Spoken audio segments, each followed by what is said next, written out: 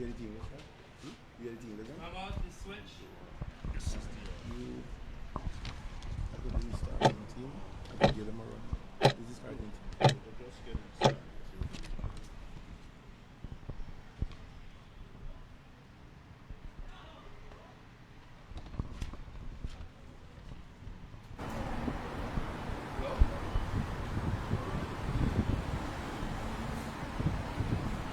Somebody go. We're like, Alright, so this is Raw 20 with the Troy Crickets. And today we are taking you to the Diplomats versus Parliamentarian games here at the actually football match here at the Everest Ground. Troy, the Everest Ground is looking quite, how should I say, beautiful and really much ready for football. Yes, certainly it's, well, there is additional preparation for the ICC Cricket World Cup, and this will be one of the practice venues. But it's quite remarkable to see the ground in this condition. It's a bit overcast today, and heavy wind coming across from the Atlantic Ocean. Yes. But quite a fierce competition expected between the parliamentarians and the diplomats. They had a showdown last year for Guyana's the Guyana Parliament's 70th anniversary. So this is, I would call a rematch, because the diplomats won that game by 6-3 last year. Definitely are. Speaking of which, let me take you through the who will be playing for the parliamentarians. So we have the Speaker of the National Assembly, Mr. Manzoor Nadir, and he's wearing the number 1 jersey. It would be interesting to see Mr. Nadir. Well, in fact, he started last year, and yes, he played for about 50 minutes. Yeah. But during that time, the diplomats really took advantage and scored about 3 goals during that period. So I hope that he did a lot of practice for the past year or so, and will be coming better this time around. All right, I also see here Mr. Jermaine Figueroa. He's an opposition member of parliament who is also chairman of the Public Congress Committee. Now, I know Jermaine is from Linden, so definitely he has some amount of football in him. And we also have Mr. Shahid Mohammed, followed by Tariq Fortune. Tariq Fortune is a police attached to the Parliament office. We also have Mr. Rodwin Bancroft. Mr. Bancroft is a member of staff at the Parliament office, and he is attached to the personal department as a personal officer too. We also have Mr. Kenan Richmond. Mr. Richmond is a member of staff at the Parliament office, followed by Mr. Ronald Cox, MP. Mr. Cox is a member of Parliament in the opposition. And Alistair Charlie, MP. Charlie is also a member of Parliament on the government's side.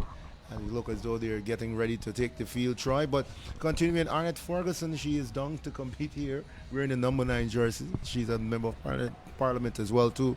And Mr. Neil Smith, he's a member of staff at the Parliament office. Also featuring for the Parliament is Jomo Tobin. Mr. Tobin is a police attached to the Parliament office. Mr. Lennox Schumann. Mr. Schumann is a former deputy clerk. At the National Assembly. Mr. Hugh Todd, he is the Minister of Foreign Affairs and International Cooperation. I know Mr. Todd has a bit of footballing background, hailing from Linden as well. You know, he used to play the game of football as well. Mr. Kenson Bitten, that should be Butter, sorry. Mr. Collis Burnett, and Mr. Mario Gibson. Mr. Devin Sears, he's also a member of Parliament from the opposition side. He should be wearing the number 17 jersey. Troy. Ron Albert. Denshwar Jaipasad, he's a member of Parliament from the opposition as well. Tafari David is a member of staff at the Parliament office. Margaret Pile, and she's also a member of staff. Completing the list of players for Parliament is Lakeisha Pearson. She's a national footballer of the Lady Jags as well too. I see here Mr. President Wayne Ford, the Guyana Football Federation President. Delon Cole and Mr. Dionarine Ramsarup. He is a member of Parliament from the opposition, and Pauline. Well, I've also noticed Brian Joseph, the Yes, technical the technical director for director. the Ghana Football So Federation. look like the He's Parliament here. did some shopping. And yes, I would say they have strengthened their team. And coming out today to meet the teams will be You have the- Prime Minister, retired Brigadier Mark Phillips. He's already on the ground. A little drizzle now coming across. we And spoke about the overcast earlier. yes, now and now we're getting a little getting some drizzle. shower. A Yes. little drizzle for now. Yeah. But they're looking to get a start. It's just about 3 minutes past the scheduled time, but maybe they were trying to get some of the technical things ironed out. But looking at the Diplomat team, they have some very skillful players. You can see that they had the very heyday. They were top of the line because we have in goal Jake Thomas. He also goalkeeper last year. Yes. And we also have Edwin Martinez Gonzalez. He's from Mexico. Will Evans, he will be playing central defense, and he's from England. We also have Sean Barr, he's from Jamaica. Matty Edwards from Canada, he will be playing the left back position. And then there's Rob Edwards from Canada. He will be playing central midfield. Also, there is Pierre Gate, and he's playing the right wing. And the right midfield will be Ali Hussein. He's from Guyana. And Charles Solian, he's from Holland. And Reda Amri from Canada is the striker. So that's the lineup for the Diplomat team. I will give you the substitute list in a short while, but they are now getting ready. I can see the officials already in position, and in just a short while we'll have the teams marching out for what we expect to be another exciting match roll.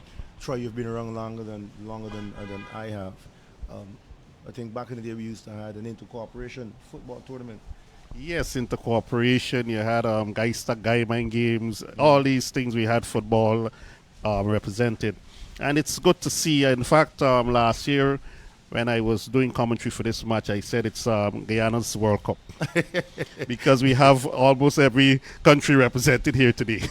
Definitely. I was looking especially at the Diplomat side from Canada, Jamaica, you have France, Mexico, Brazil. the UK, the United Yes. Kingdom is there as well. Yes. Spain, Brazil, you have India, and of course the USA. So it's I guess the Diplomats team pulled in.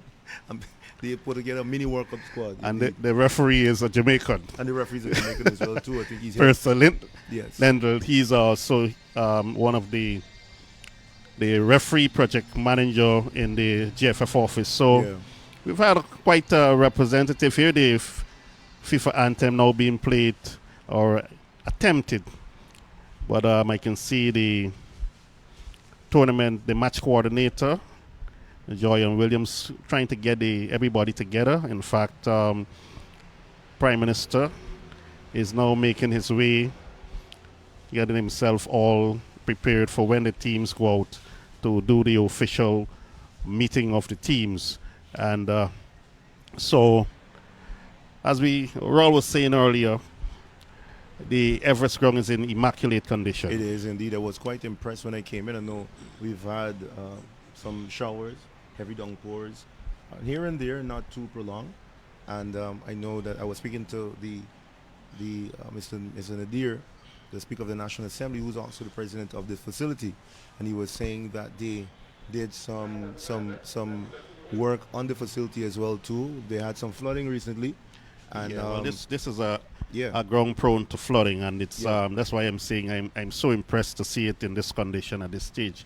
And I took some time when I came earlier, Troy, to walk around the facility because I actually wanted to give a fair assessment of what the venue looks like, and it's pretty good. I was even saying to John Ramsing, a colleague, that look, maybe this is an alternative venue to play football as well too.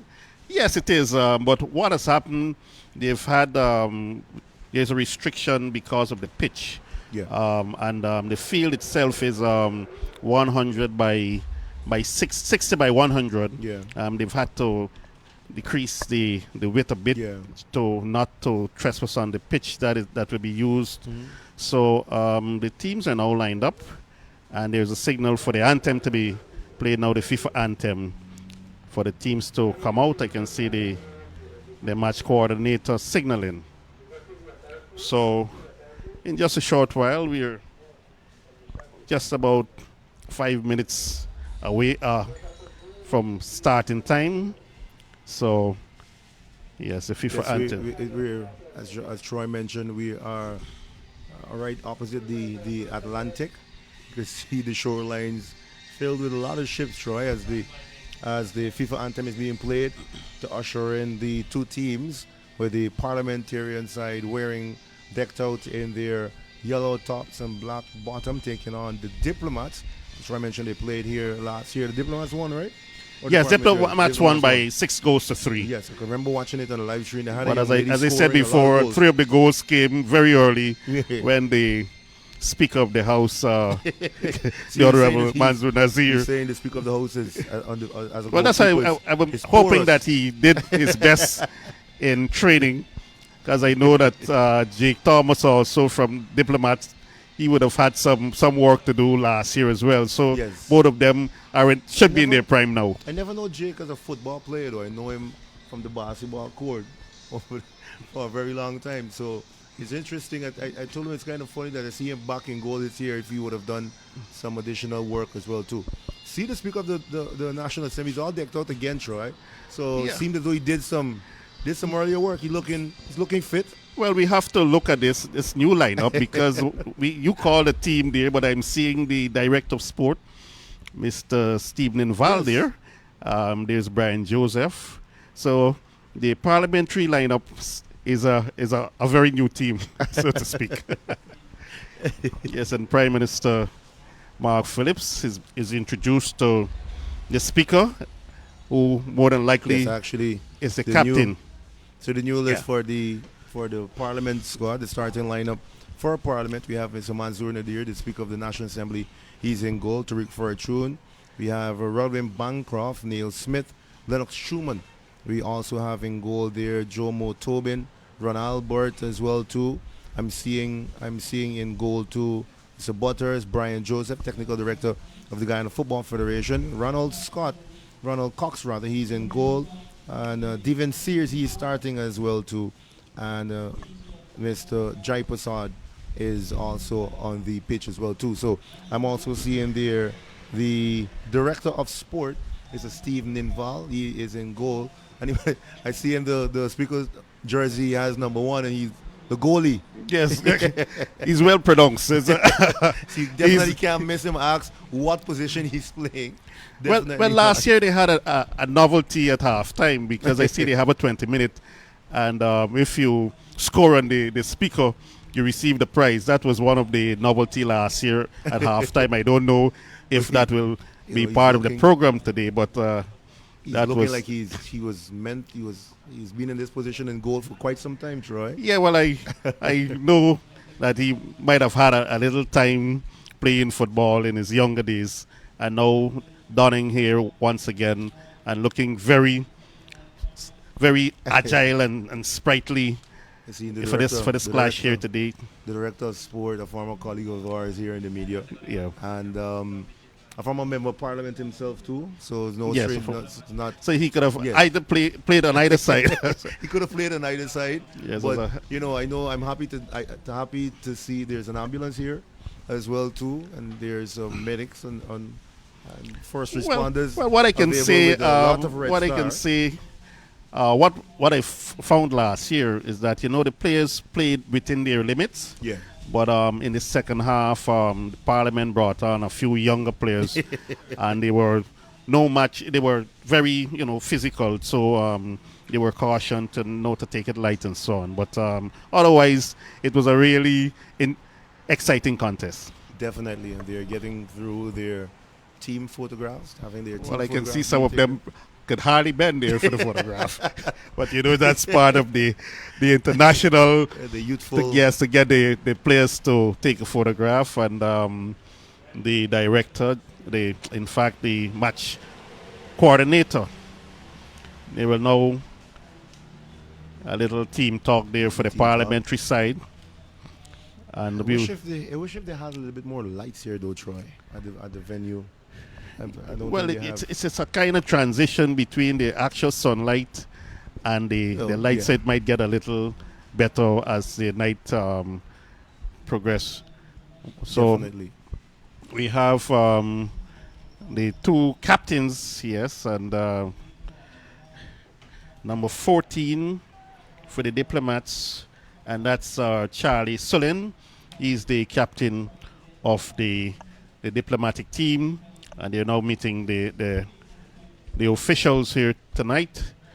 As I said, the man carrying the whistle is Lendell Perth of the Ghana Football Federation, one of our former FIFA referees, now more in an administrative role in the Ghana landscape, football landscape. His assistants will come from some of the young referees. Young referees, yes. Ghana Football Federation has been pushing really hard to have younger referees involved in the game, particularly women. Yes, and then what is amazing is that one of the officials there, I think she might be the fourth official, is also one of the account staff of the Ghana Football Federation. Really and she started refereeing just about a year ago, and here she is out there now, working. Yeah, she will be the fourth official. And the other two officials, I think the young lady, I will get her name in a short while, was part of the FIFA training recently. Both referees in the training they had in October last year. So we have the lights coming here. It looked like Prime Minister retired Brigadier Mark Phillips will do the kickoff because he's still on the field. So it's all set. We have a glare. Thank you very much, cameraman. Bring the ball in closer. And so in just a short while, you see the kind of skill there. Number 12. That's right. And that's Reda Amri. He is the center forward. And look like a former player as well, too. Yes, Troy. that's right. So these players are very, very good. What I've noticed here is they don't have as many young players as they had last year. Yeah. And they had a young lady, I'm trying to remember her name, but she scored 3 of the goals for she actually played the game as well, too. Yes. She was a former player. Oh yeah, Jessica. Yes, she was a former Teasdale, player. yes. Just Jessica Teasdale. She scored 3 of the goals last year. In fact, she piloted the Diplomats to victory. So Prime Minister will do the kickoff. It should have been. I'm guessing the parliamentarians would have been glad to see the Prime Minister suit up as well too. He's no That's stranger right. to the sport of football. As a a representative, that's right. So, as we're all said, just about game time though, Troy. Getting into the action, what we've all came here to see.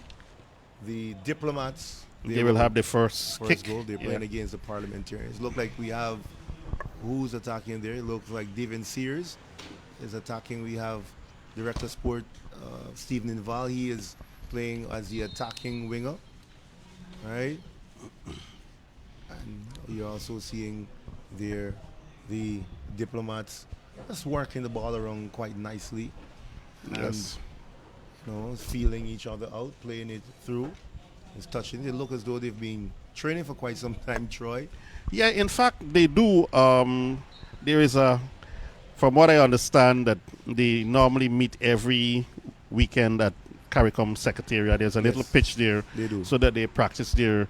So this is not a team that is coming here just to kick today. No. They've been together and working together as a unit. So the parliamentarians is a lot, I would say, more of a, all-star team. Definitely. Basically. Get Brian Joseph getting some work there in early. He was a former national player as well, too, the technical director of the Ghana Football Federation. And the ball stays in. Pierre, from the French's first attempt on goal. Looks as though they're going to get a goal kick or a corner. No, a goal kick. So it's Pierre's first attempt on Yeah, goal let's as well. look at too. the replay. Shot taken, but it went wide of the mark. I thought it ricocheted off of the parliamentarian No, it's a. player. At least But from it went along with the breeze. We have Brian Joseph playing the central defense role. a position that he's Familiar actually with, yeah, familiar with as a former player national as well player. too. But so far, the Diplomats have been in control of this one in their opening stages of the game. And you have the director of sport gingerly chasing the ball. It goes out for a throw, and it would go to the parliamentarians. Director of sports Stephen Val would administer the throw. Calls straight back, squares it nicely back into the path of the Diplomats though. Troy. But what I was surprised is that the game is being played for 90 minutes, but they're having a 20-minute half. So we give them a little more time to recuperate. Yes, definitely. But Joseph in hung control. there by Pierre, you know, from France. Ball plays up the field. Joseph coming forward, having a lot of action in the opening stages of this game. Troy, Brian Joseph, the ball plays forward to Devin Sears, but Jake takes a save. Yeah, very early in this game. And we're just 2.5 minutes so far in the game. Takes a kick. No more for his basketball exploits, but now Yes, the mainstream goalkeeper for the Diplomats. definitely. And the captain for the Diplomats, though, number 14 is Charlie Sulin. Yes. And we have Reda Amri. Now we're He's seeing the, a play down on the.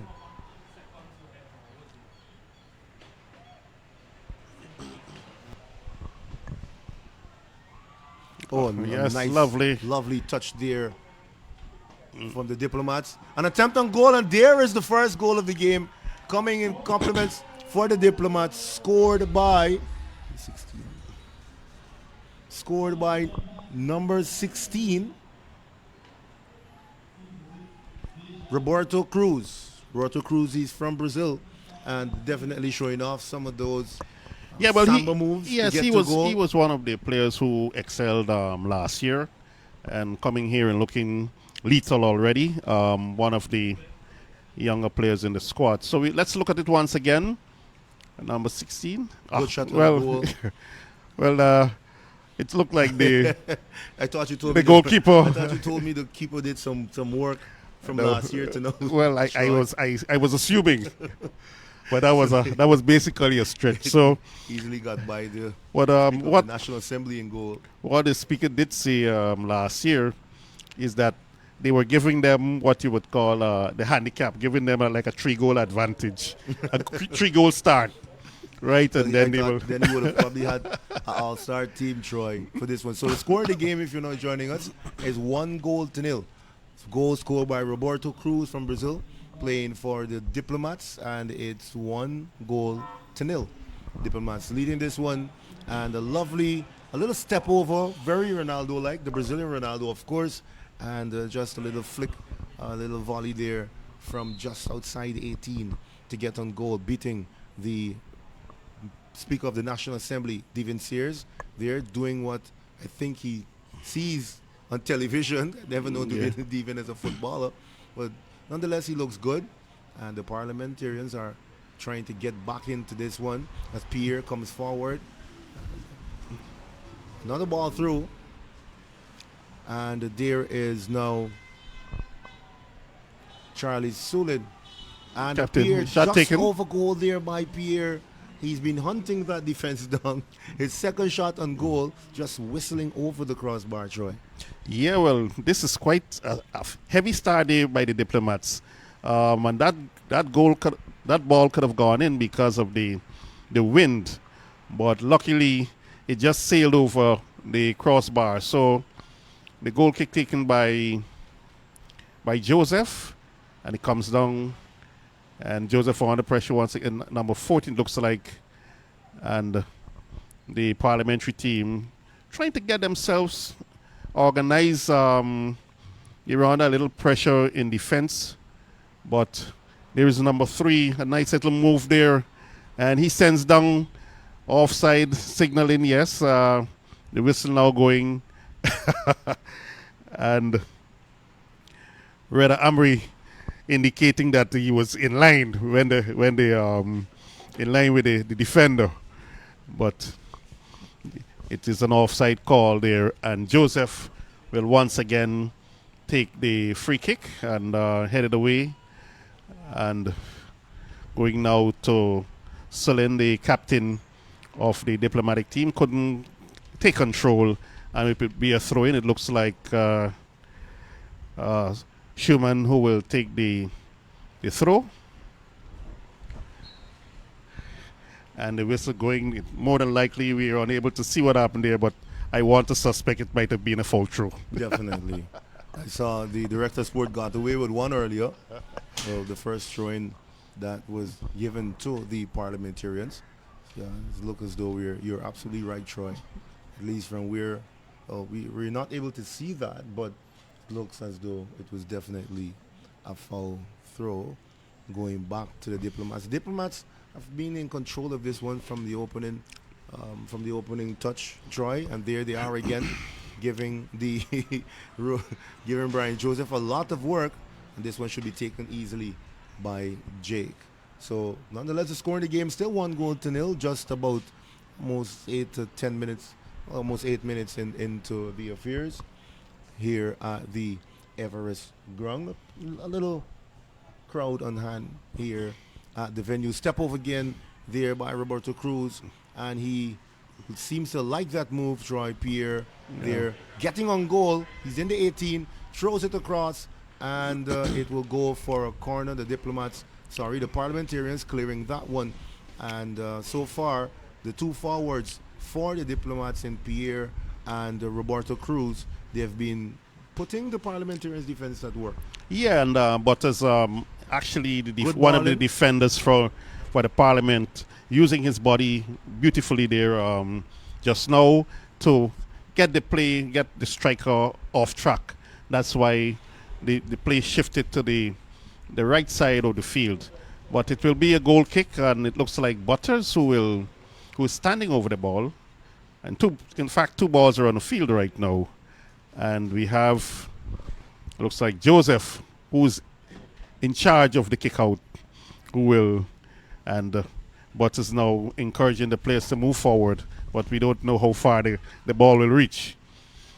Definitely. But it's now running all the way back, and looks like number 15, and that's Will Evans, who will play the ball, and it goes out of play, and it will be a throw to the parliamentary team. And the former deputy speaker steps up now to take the throw, and he would have had an illegal throw a short while ago, but was much better this time. And Evans clearing, but not far away, and it comes off the body of Suleiman. And the throw, you can see how heavy the wind is blowing here. Yes, exactly. It just you have to actually throw it in and let the wind take it in another direction. But the Diplomats are on the attack once again, and this could be a promising build-up here for the Diplomats, but there it goes once again as the young Brazilian number 11, that's Roberto Cruz, moving forward. In fact, Pierre Gates, sorry. And Butters clearing there for the parliamentarians. Cruz is getting quite dicey up front, and there is Pierre chopping things up a bit, and they're in the area. Ball to go. A little cough out there. A little punch out there by the Speaker of the National Assembly. Well, that looked more like a cough. That wasn't a punch, a genuine goalkeeper punch. Had to look closely to see if it was a play in front of him. Yeah, it looked more like a boxer, yes. a boxer punch. Double fisted as well too. Maybe he's practicing his MMA. Yeah, well, that's exactly what this game is all about. It's about fun. And these players are giving it their all. Some of them would have retired from football many, many years ago, and now coming here to display, some of their talent, some of their former skills, and looking very composed this evening. Definitely. And the Diplomats are all over this game, Troy. And so far, the score is 1 goal to nil. And there is a goal scorer, Cruz, passing it, well, trying to play it through to Pierre from France. And there is Matty Edwards, one of the lone female for the diplomatic team. And the shot taken there. And once again, but I don't believe that the parliamentary goalkeeper is getting as much work as he did in the first last year. In fact, it's not, while the build-up by the Diplomats very aggressive, but the shots are not many towards the goal. So at this stage, it's still 1 goal to nil with 11 minutes 44 seconds on the clock on official. Joseph kicks out now and looking to find his players, but once again the Diplomats win it once again. Number 16 and number 12 with his little fancy footwork cleared away there, but the Diplomats winning it once again with number 3 in control. And 11 takes a shot, and the goal number 2 by Pierre. So this is not looking good for the parliamentarians' role. I wonder if he would say the same thing again this right now. Hopefully we get the replay. But I wonder if he would say the same thing again, that they're giving them a handicap, a 3-goal handicap, and then he will come off and give another keeper. But that was a very good strike. I think even a regular goalkeeper would have had difficulty saving that shot there. It was a very powerful shot and struck the net as the Diplomats try to come forward with number 22. And the Diplomats are in control once again, and taking it down on the right side is number 13. And this is a lot of pressure, and I don't know how long they have had a substitution with Pearson, one of our national female strikers, coming on to shore up things in defense for the Diplomats. But and there is Jake taking a save. Yeah. And Pearson could change how this game turns out. Yeah. With her style of play. She's a very aggressive player, and she's fit, actually, very fit. A prominent member of the Lady Jags, who've done quite well this year for themselves also. And you're seeing the parliament side are changing things up a bit. The Diplomats are still in control. 2 goals to nil with goals scored by Pierre and Roberto Cruz. Brazil and France, 2 winners of the World Cup as well. That's right. That's what I'm telling you. This is our World Cup here at the Everest Cricket Ground on Carfest Avenue. But there is Pilar. I think that's her name. The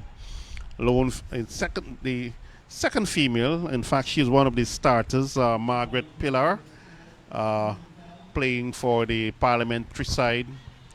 And the Diplomats Cruz once again plays it through nicely to the team's captain. It looked like he was offside in that one, though. Yeah, he was in an offside position that time. One of the most controversial calls in all of football. Well, doesn't matter what league you play in, big or small, it has been the most controversial call in the sport as well. Even with the VAR Even now, it is not being it's still not conclusive, so to speak. Yes. And every time you thought you know enough about the rule, you don't. So there is Pierre going forward now. He just scored to put the Diplomats up 2-1, and there is Pearson coming forward. She's using her youth. The Lady Jacks plays it through nicely to her parliamentarian teammate. A very strong whistle there. I don't know what's the infringement, but the referee had to be very close to the play. So the parliamentary side made a few changes because they have the opportunity to have a continuous rotation, so they can actually bring in and take off players as they wish. But it's still, the pressure's still on the parliamentary team, as a pass taken there goes to, in fact, I would say a pass to the goalkeeper and not a shot at goal. But he passed it out to Butters. I'm not too keen about that throughout from the Speaker of the National Assembly, and there is the parliamentarians. Look like he's offside as well too. They are not relaxing the rules in this game. As you said, it's kind of funny that they are playing 90 minutes. Yeah, that's what I'm saying. They usually might do a little With 70 minutes and thing, but they're playing 90 minutes with a 20-minute half time. But during that period, I know last year they had some novelty events where some of the parliamentarians were called out to have a kick at the goal, and the keeper was the speaker of the assembly. But there is number 16 once again. Works his way in the defensive third for the parliamentarians, and they got it back. Pierre slips it through, and there is number 10. He's kind of like leave that alone for the. Looks as though I'm not sure what Mr. Nadir is doing, but let's hope that he doesn't stay in goal all night. But as you said, Troy, it's all about having fun. Yes, it's a spirit of the game. It's not just about the result, but the spirit of the game. And I'm sure that everyone, in fact, came out here with great intentions, good intentions of performing. And we're seeing a lot of substitutions being made by the parliamentary team, trying to bring in reinforcement to counter what has been happening here. It looks like the director is already off the field. Yes. I think the director. Yes, he's coming off now, actually, number 3. So there's a lot of changes being made. The younger players now injecting fresh legs into this lineup, although I cannot say.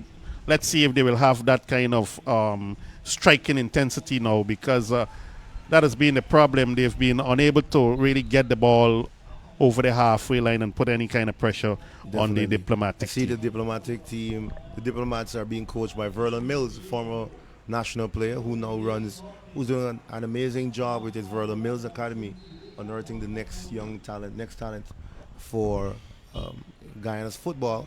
And he's coaching in diplomats, and it's Kieran there as well too. Kieran Williams is coaching the parliamentarians.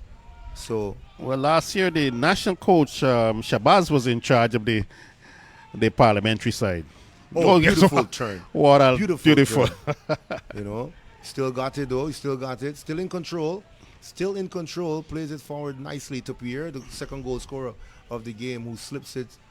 This was intercepted by the parliamentarians, and there is Pearson.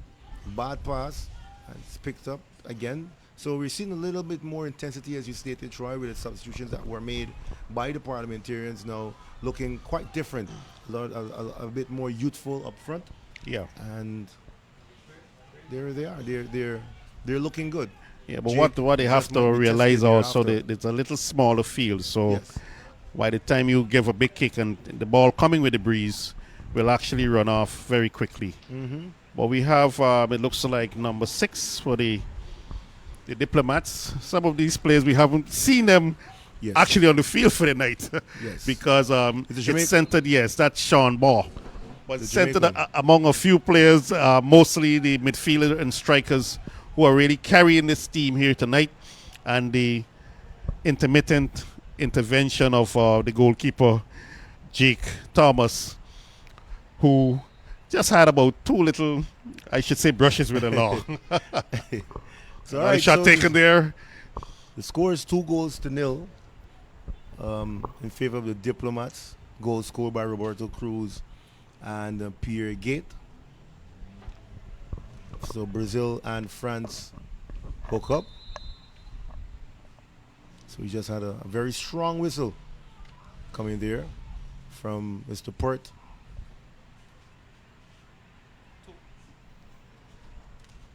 A very strong whistle coming there from Mr. Pert.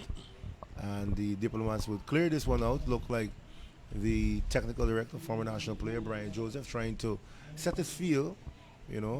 They've been looking good in the attacking third recently. Just of late, the parliamentarians, as they put it back, plays it backwards, intercepted. Beautiful move there.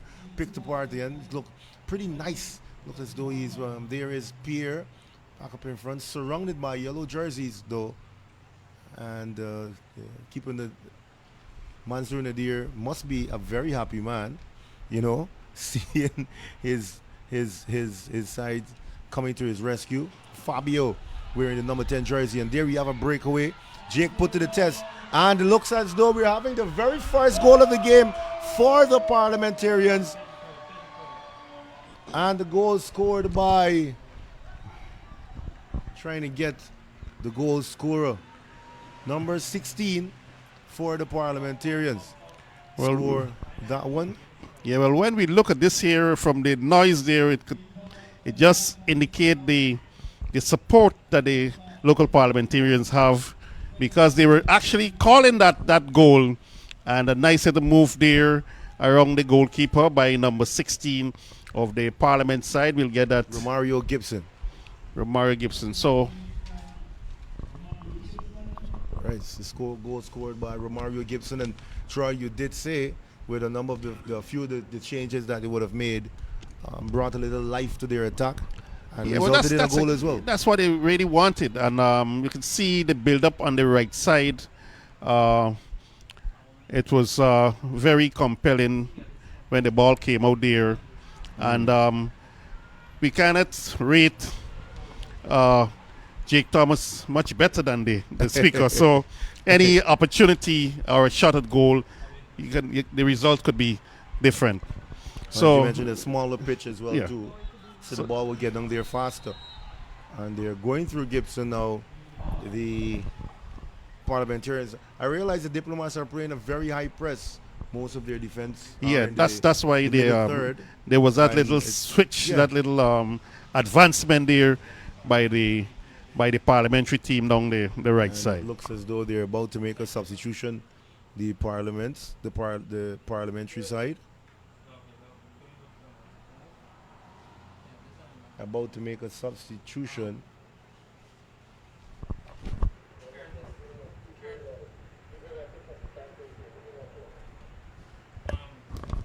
So, score in the game, 2-1, just about 24 minutes into this encounter.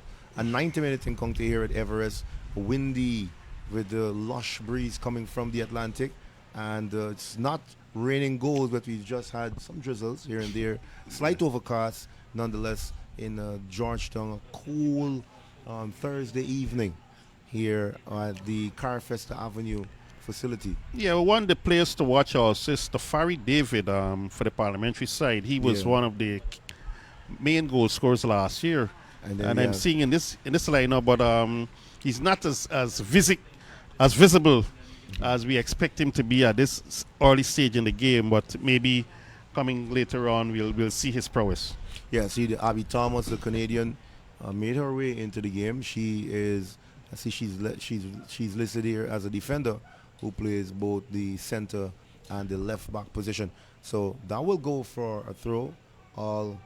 It would be in favor of the parliamentary side, and they're looking very youthful, the parliamentary side. And then let's see how it goes. They're already 1 goal short of equalizing this one. Still trail 2-1. And they've had a bad throw there from Pearson, and there is Pierre, one of the goal scorers, scored the second goal of the match, and it looks as though he could not have kept that one in play for the parliament side. And at the end of this match, in fact, every one of the players will receive medals, their trophies.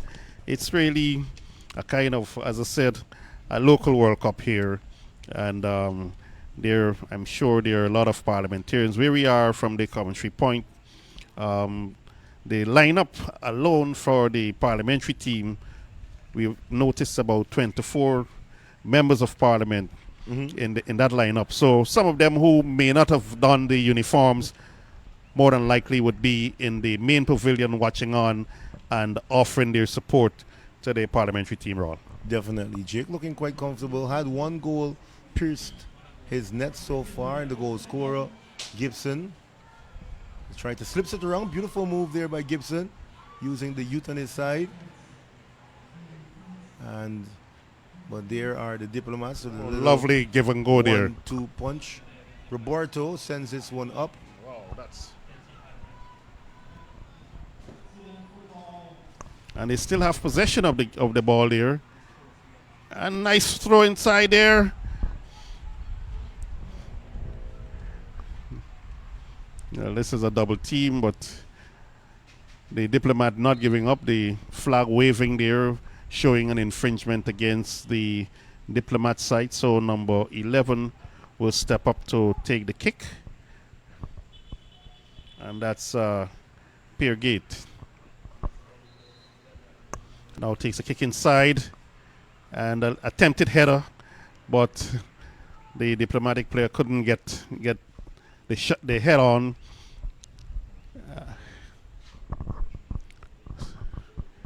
So it's a 2-1 game in favor of the Diplomatic side. But it looks like we will have the speaker playing for most of this first half, or if not for the entirety of this game. But the ball is running loose now, goes all the way to Jake Thomas of the Canadian High Commission, and he sends over to his right back, number 15, as the Diplomats once again come forward.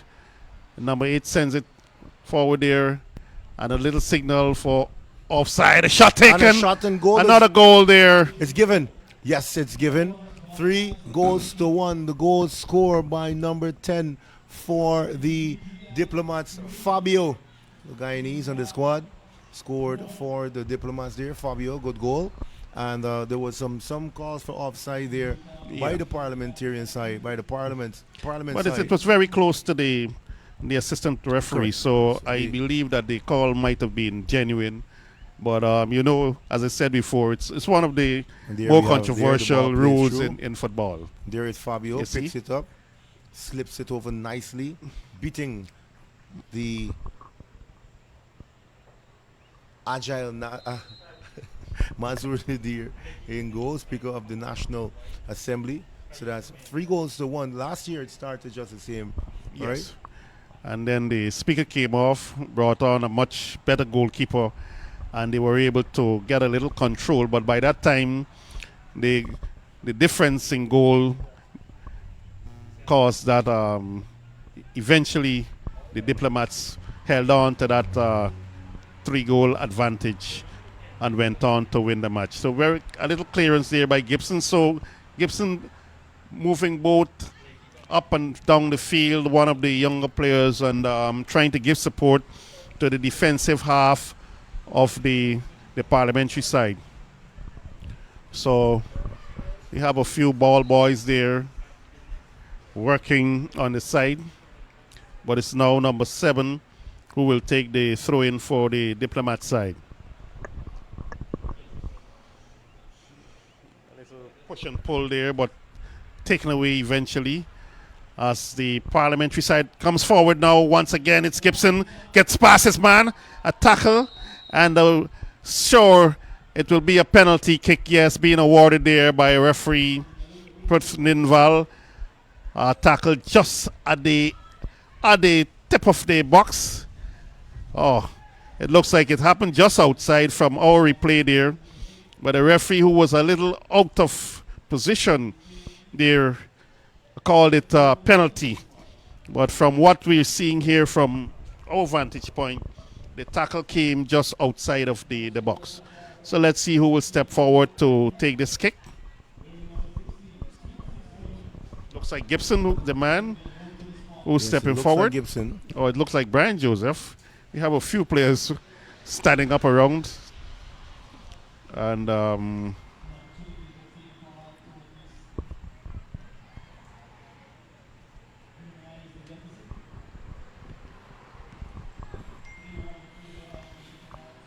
so could we have a little position there for the goal? Oh yes, the camera now focusing there on the kick and the shot taken.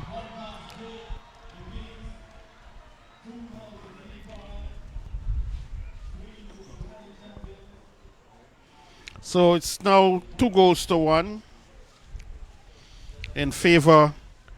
Well, the parliamentary side, Guyana Parliament, just scored there, and from a penalty kick, and you will get the goal scorer in a short while.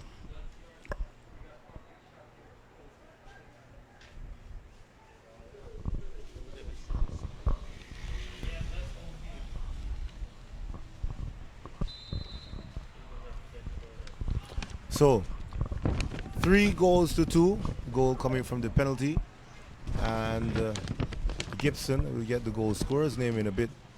And we are, as they will say, cooking with gas. It's 32 minutes into this encounter as Fabio hunts down Brian Joseph, who takes control of this one though, slips it wide to his teammate Pearson, playing in the midfield position. There is Pierre working extremely hard. Back to Fabio. And Fabio also scored a beautiful goal, the third goal of the night for the Diplomats. They're working this one around. Get to Roberto Cruz, the Brazilian, who had the opening goal of the game in this encounter here between the Parliamentarians and the Diplomats.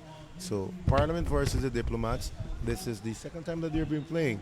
The Diplomats would have won the last encounter 6 goals to 3 just last year. And so far, the Diplomats are, I don't want to say in control, but they're leading this encounter 3-2.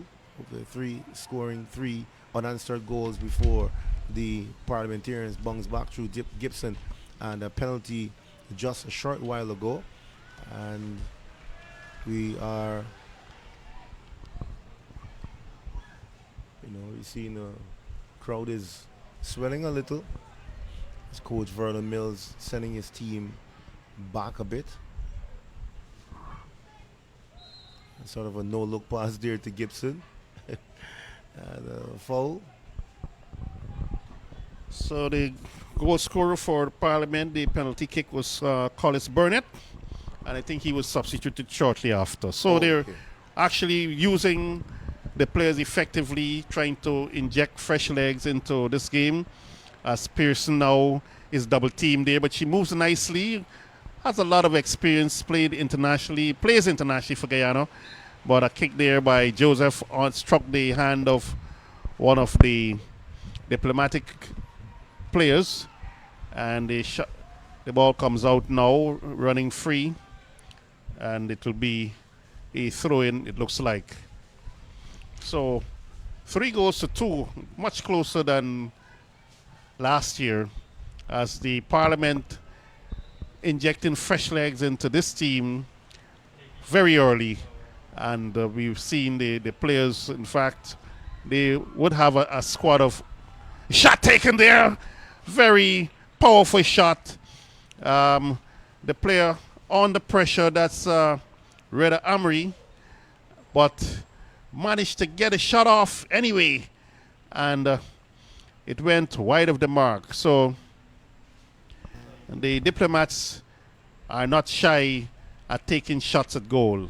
As we see Joseph trying to marshal his troops here now, sends the ball, played short to his right defender. As Pearson comes forward once again, being double teamed, lost possession to Pierre. In fact, she wins it back and will take the throw. Call there from the referee.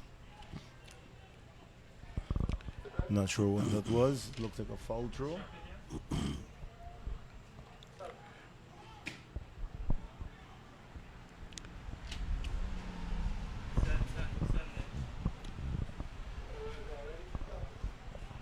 So if you're now joining us here on Facebook, you are watching the second edition of the Parliamentarians versus the Diplomats, and the game again being held at the Everest ground on Carfest Avenue. Beautiful facility here, during the day when we had some sunlight earlier, you could have seen the beauty of the facility and the lush green on the pitch there as well too. But nonetheless, we're here now. 3-2. Diplomats are up and they're hunting to keep that trophy. They won the trophy last year, winning 6 goals to 3 right here at the Everest ground. So let's see what happens though. the parliamentarians playing with a little bit more purpose now. You know, Yeah, well, when we look at reinjected some the fresh legs into the game. yeah, and the officials tonight, as I mentioned, Denver Pert, he's carrying the whistle, and we have assistant referee one Brandon Cyrus, and assistant referee two Mitera Thomas, and the fourth official is Alicia Cummings. So those are the officials for tonight. It looks like another foul throw, and it's you can see that a mile away. So, uh, but quite a comeback here from the Guyana Parliament team, and it looks like a little handball there. Number 17. That's one of the substitute for the Parliament team. That's Manjit. And Davis Gibson moving down once again, sends out and cleared away. It looks like it will run all the way for a corner kick, the first corner for the Diplomats. So not many substitutes being made. In fact, the Diplomats have a very small bench, but unlike the parliamentary side, but they're standing up, standing their ground, and a nice little the ball held on by Jake, and it's cleared away eventually. So a very good, agile, and that would have been a basketball take there, Rob. Yes, it's ground out his little basketball skills. Yeah. There, Jake. But yes, Might have had some difficulty on the ground, but that was in the air, so he used a nice little stretch to get to the ball there. So another corner kick there. Gibson will take it, number 16. And looks like will be a right foot kick. Comes inside there now. And grabbed there by Jake Thomas, the goalkeeper, one of the diplomats attached to the Canadian High Commission. And sends a long kick down. Finds number 7, who moves forward now. And oh, beautiful ball. yeah, lovely inside, but cleared away. And the diplomatic side really, very turn. nice turn there by Burnett, the man who scored not so long ago. Moves inside. You could tell that he's still an active player. The ball comes through now, but the Diplomats win it back. And number 8 controls nicely, looking for his players, and being pressured there by Pearson. And handball call there, but the referee didn't actually notice Cruz it. intercepted the ball there from Brian Joseph, and that should be Fabio. Fabio wearing the number 10 jersey tried to place the ball wrong, and they got it. No, it's off. So we have about 12 minutes remaining in this first half, and it's scored by 3 goals to 2. And we have a very packed pavilion, and I know after the match there is a lot of socializing by all the players and spectators and so on. So this is quite an entertaining event. It's not just about the football, but the interaction by diplomats and parliamentarians, and also spectators, football officials, and so on. So everybody come out here on this day. Last time it was played close to Guyana's Republic anniversary, and this year it's close to Guyana's independence anniversary. So both times significant. One time for Republic, and this time for independence. So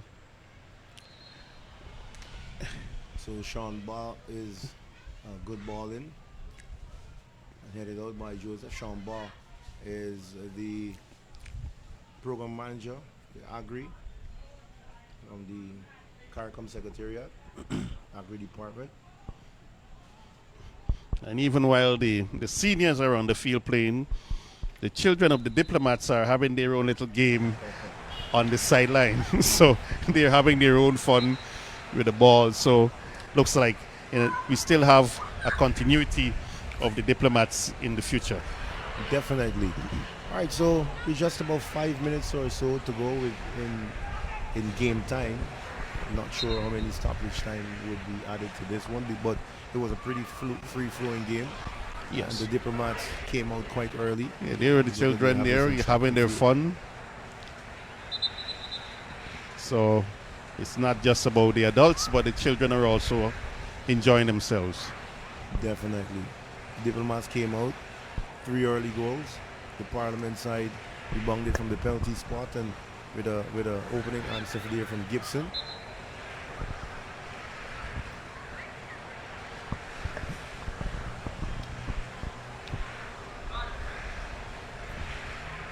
So number 6 now, it looks like Ba, who sends inside, looking for support. And the Diplomats still in control. The ball goes forward there. The player, in fact, is substitute and takes a shot. Really close. Goes over the crossbar, and it will be a goal kick. So the speaker, our goalkeeper, signaling. I think he's making a substitution. A rough guess. He's a captain of the Say team, that we're so he's indicating moments that, away from the end of this first half. signaling a basketball substitution. Almost to the end of this first half. That's a guest teammate, okay? Yes, he's indicating something to the referee. I think maybe the player, the shirt that the player is wearing, I don't know what it is, but the referee is now attending to whatever protest, or I would say might not be a protest, it might be a strong word, but the whatever was Caution. indicated, caution, or what was indicated to him by the speaker. So time is winding down here in the first half. 3-2. And And- trying to get, he actually did get a touch and goal. The ball flicked back to Brian Joseph, who plays it down long, but it's And every time the ball comes on the right side, we see the crowd roars when it's going close to Gibson, because he's a man who actually opened the scoring for the Parliamentarians. definitely. And then the second goal came off a penalty kick from Collis Burnett. So 3-2. And Looks like the referee's watching as his clock. oh yes, as I did indicate, The color of his uniform. yeah, Right.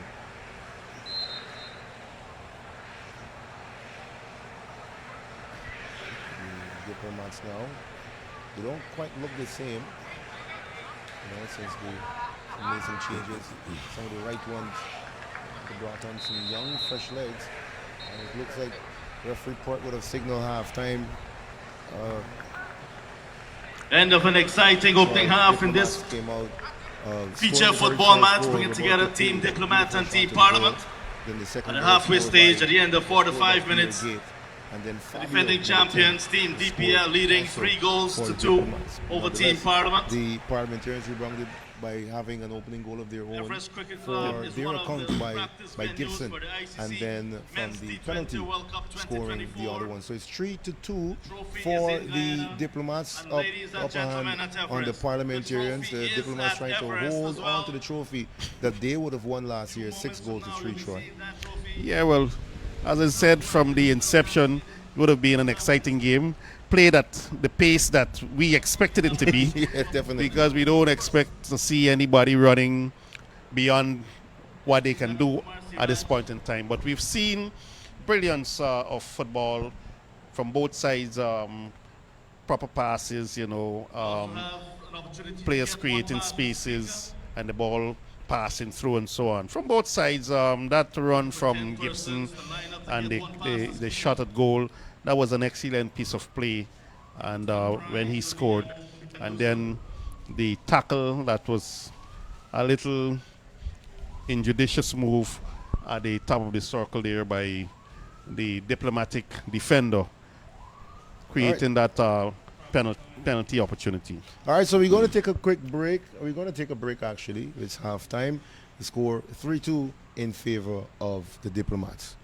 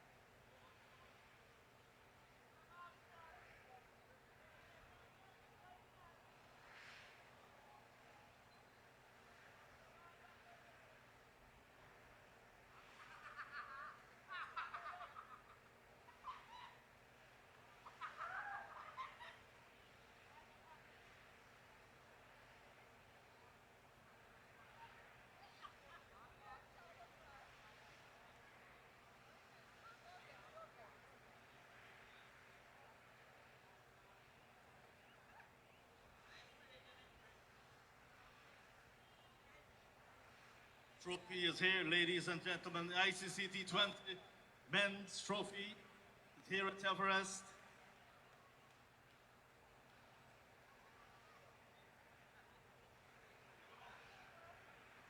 Head of PR for the event, Damon Lemon, has the trophy. He's taking it across, I'm sure, to the Honorable Prime Minister, who's going to have the first opportunity of a photo up with this wonderful trophy. Mr. Speaker is there as well. As President of Everest, I'm sure it's a proud moment. Everest, one of the practice venues for the ICC Men's T20 World Cup this year.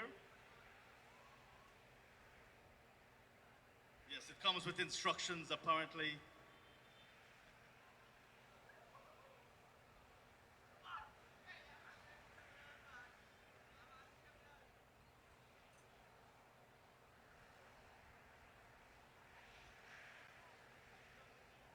Six blockbuster games in Guyana, beginning June 2nd. Semi-final number 2 will be on June 27, all happening at Providence.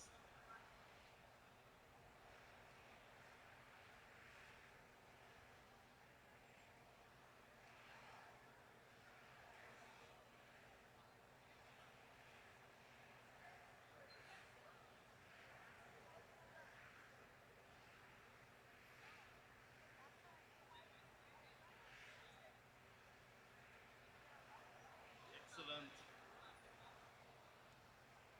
President of Everest, Mr. Mansour Nadir, is going to take a picture as well.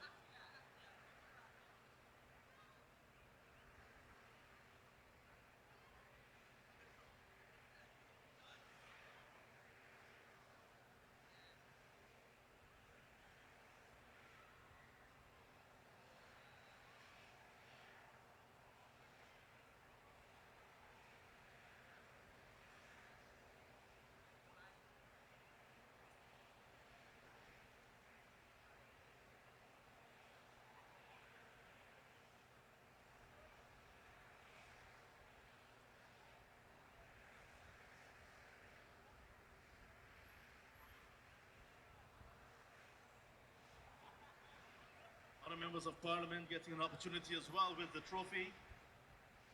Honorable Minister of Sport, Culture, Youth and Sport, Charles Ramsden is in the venue as well. Minister Sonia Parag, Minister Pauline Sukai.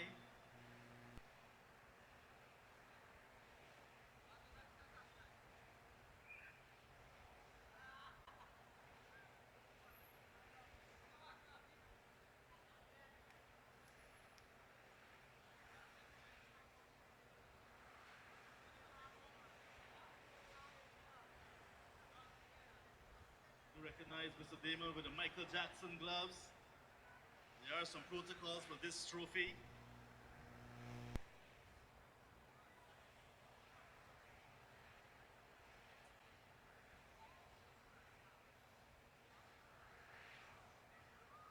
I'd like to acknowledge the presence as well of Mr. Paul Skinner.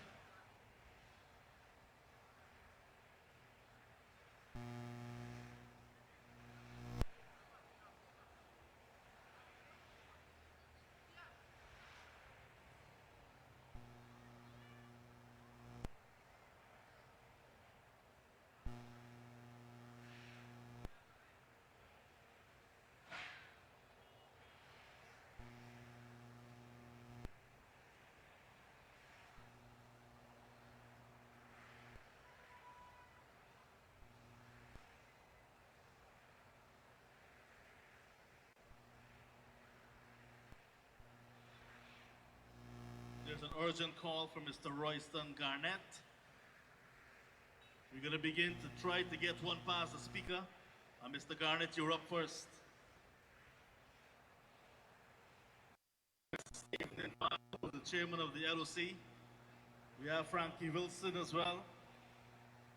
We have Paul Skinner. We'll invite all of them to try to get one past the speaker.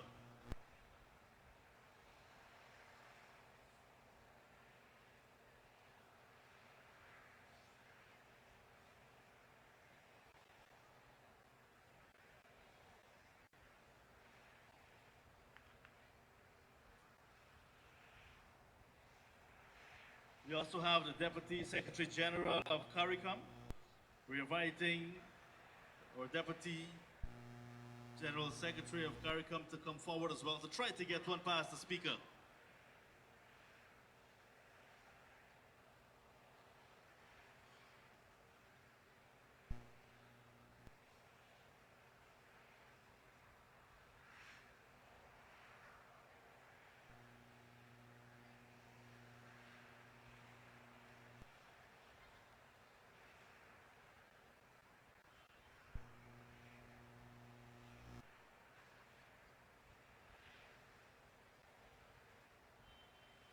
We also have a member of the EMT team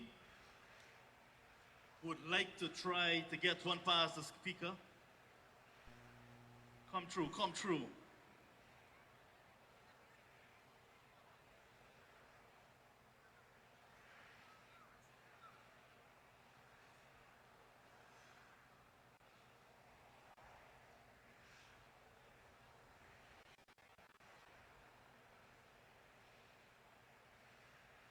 All right, you understand that we have some ambassadors in the crowd.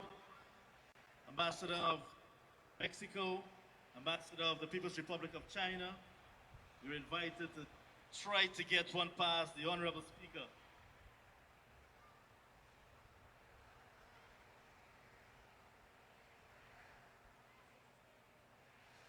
Mr. Dean Gobin, you're invited as well.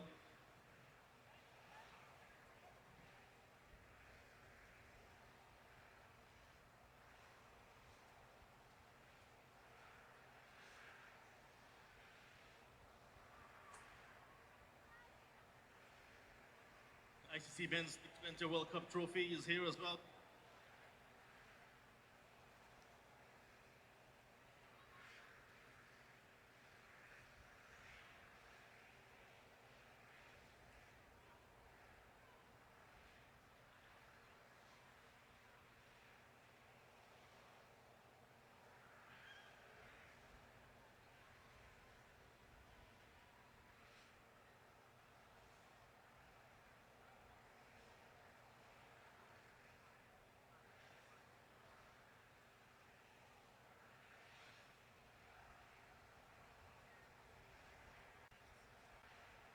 So we begin to try to get one past the Speaker.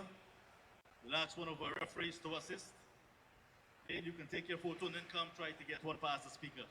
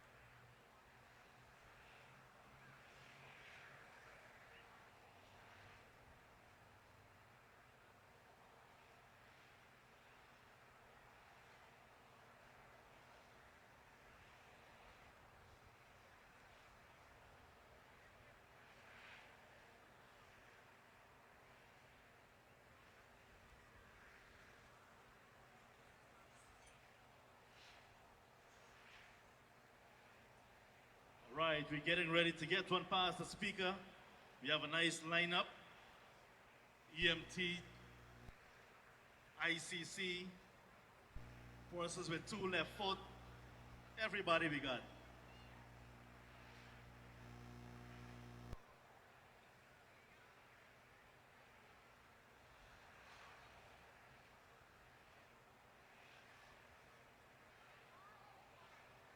Ambassadors, members of Parliament, let's try to get one past the Speaker. 3 went past already, so he had some warm-up. Brandon Cyrus will supervise on behalf of the referees. Where's it, referee Pert? All right, let's go. Her Excellency is heading to the penalty spot. People's Republic of China.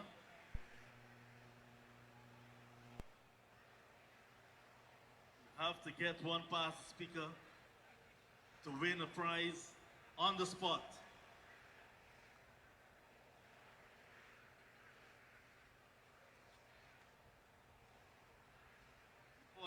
We call him Mr. Steve Denval as well. Steve, you're 3 minutes on the field. You still needed to try to get one past the speaker.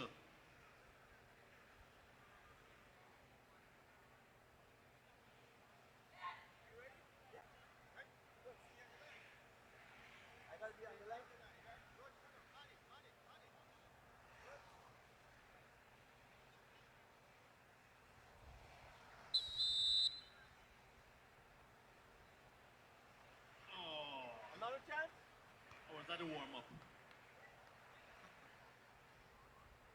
Good try, Your Excellency.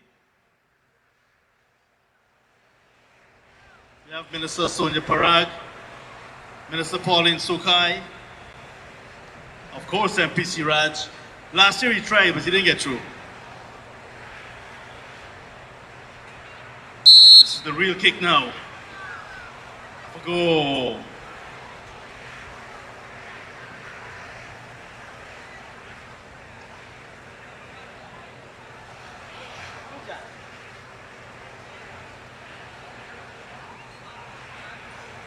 Oh yes. PM Phillips himself is going to try to get one past the speaker. That's a powerful kick, it's on goal. That's how you do it. You've seen 3 passes early in the night.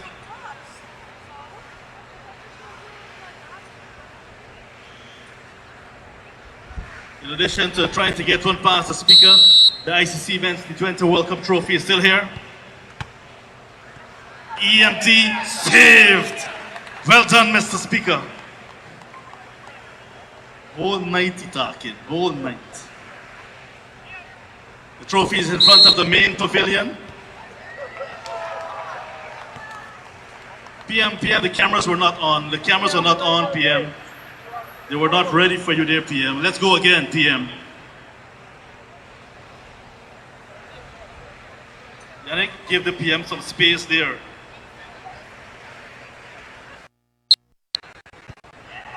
Oh!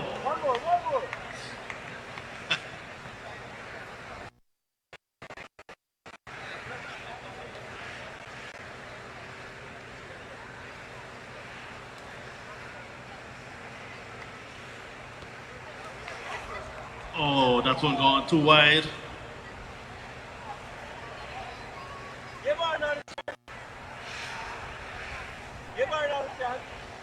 It's an annual feature, try to get one past the speaker.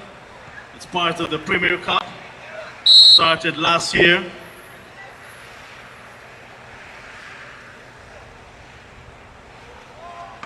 Good try.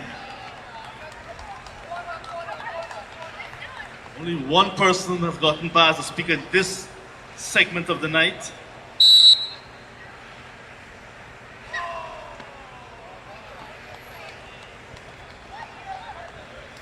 Where's Paul Skinner? Where's Paul Skinner? Calling Paul Skinner to the line. And Paul is calling Steve Ninval.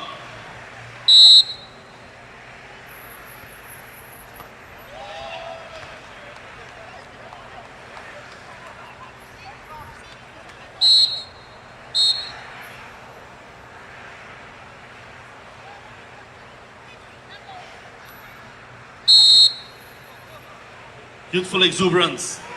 Youthful exuberance it is. Over the crossbar. Ref says that's it. Thank you very much, Mr. Speaker. We'll have to do some at the end of the game.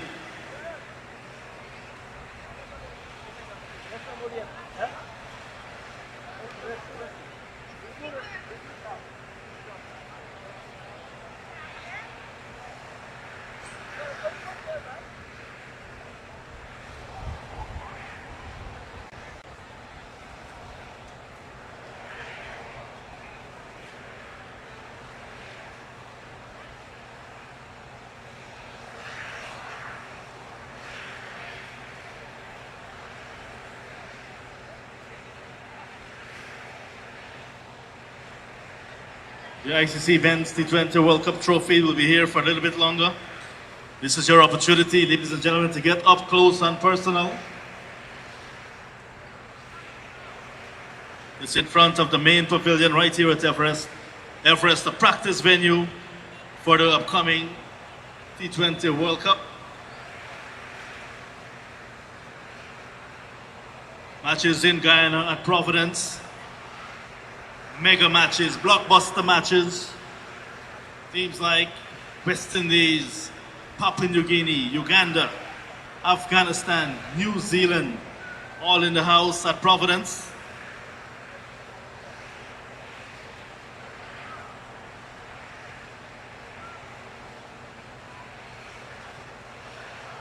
Tickets on sale at the box office at the Guyana Cricket Board office on Regent Road or online.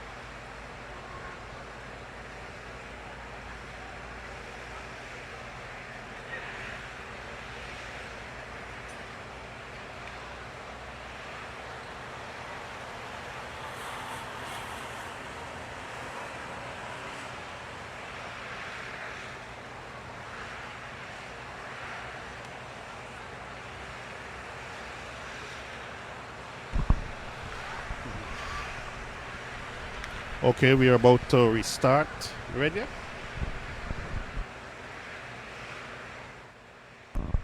So we are about to restart play here, the second half of this grueling encounter between Guyana parliamentary team and a diplomatic team. So the score 3-2. After the first half, the team would have had an extended half-time, 20 minutes, where they had a little novelty, kicking, scoring. They had to call in the diplomats to try to score goals against the Speaker of the National Assembly, the Honorable Mansour Nadir.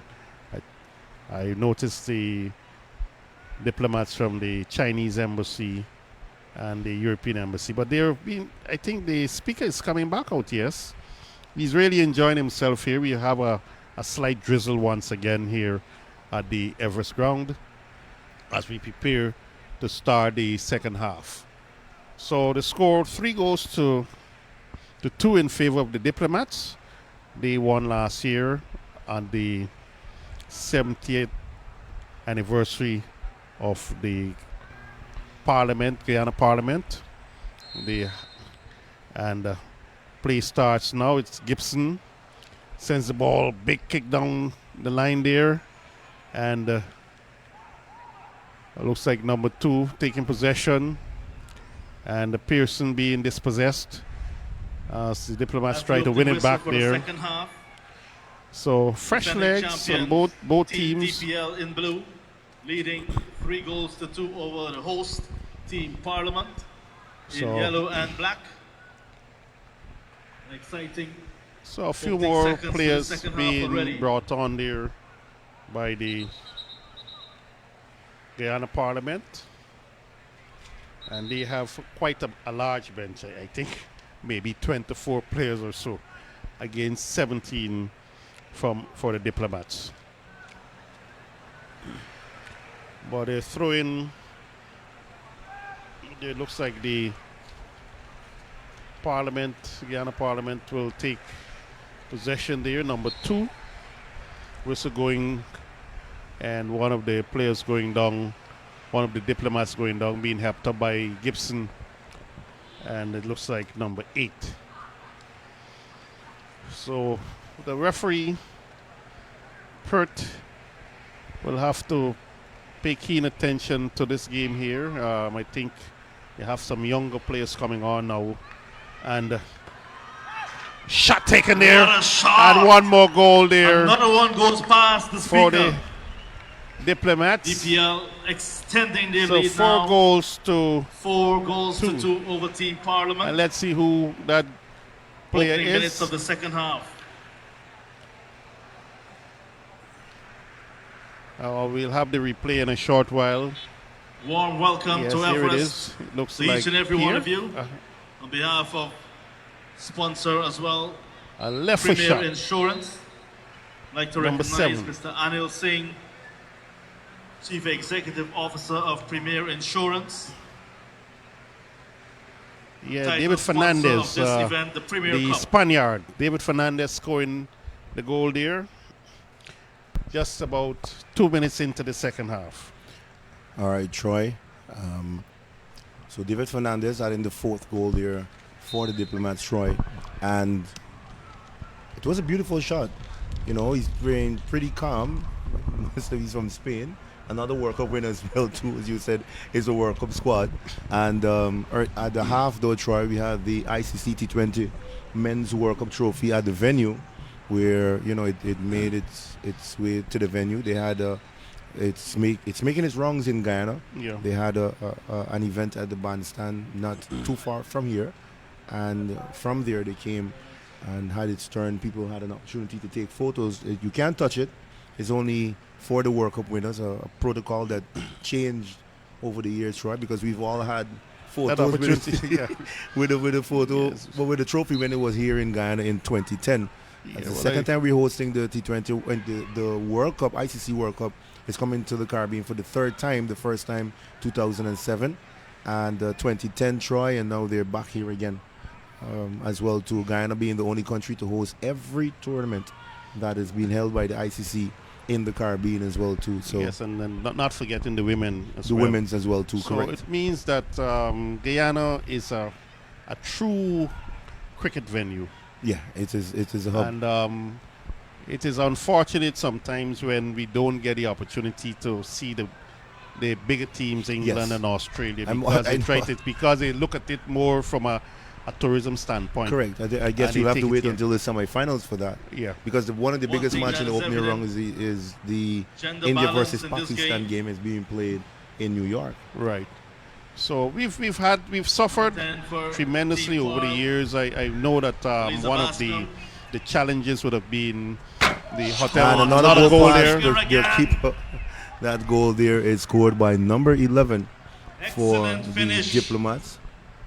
Team DPL I'm sorry, I'm not extending getting their I'm not seeing lead his name further. actually on the DPL screen. That's 5, Pierre Gates. Team No, Parliament Pierre Pierre- Gates. no. Yeah. 2. No, not number 11. Sorry, I'm sorry. Pierre Gates is number 11.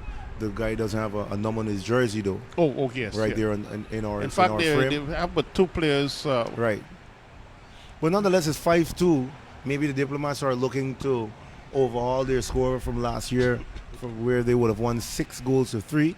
And we're seeing a rather porous Speaker of the National Assembly and go. I'm wondering if the Parliament doesn't have a backup keeper though. Well, they had a backup keeper last year, and it's surprising that because the speaker only played about 20 minutes, and then he came off. And by that time, it was already 3-0. But he saved, participated through the entire first half, and is here starting in the second half too. So he's enjoying himself more than anybody else. Definitely. All right, so the score in this one is 5-2, and we're just about 6 minutes or so into the second the half, second half as well too. if you're not joining us, you're watching if you're not joining us on Facebook though, you're now watching the annual team parliament versus the right here at the Everest. The weather, again, it's beautiful, it's cool, and I don't think the quality of the video is doing any justice. Right now it's really good, but the lush green of the Everest.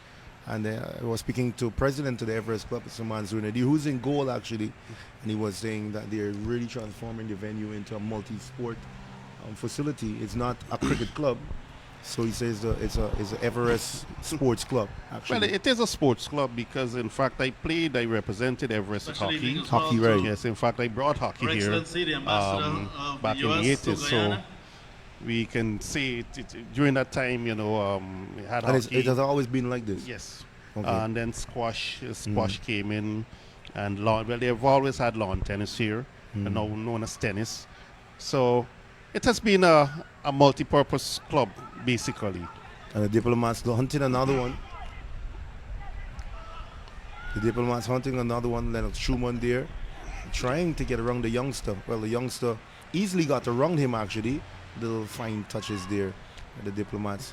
And sorry, the parliamentarians have to clear that one out. The Diplomats looking hungry at the sideline. We see Minister of Culture, Youth and Sport Charles Ramsden Jr.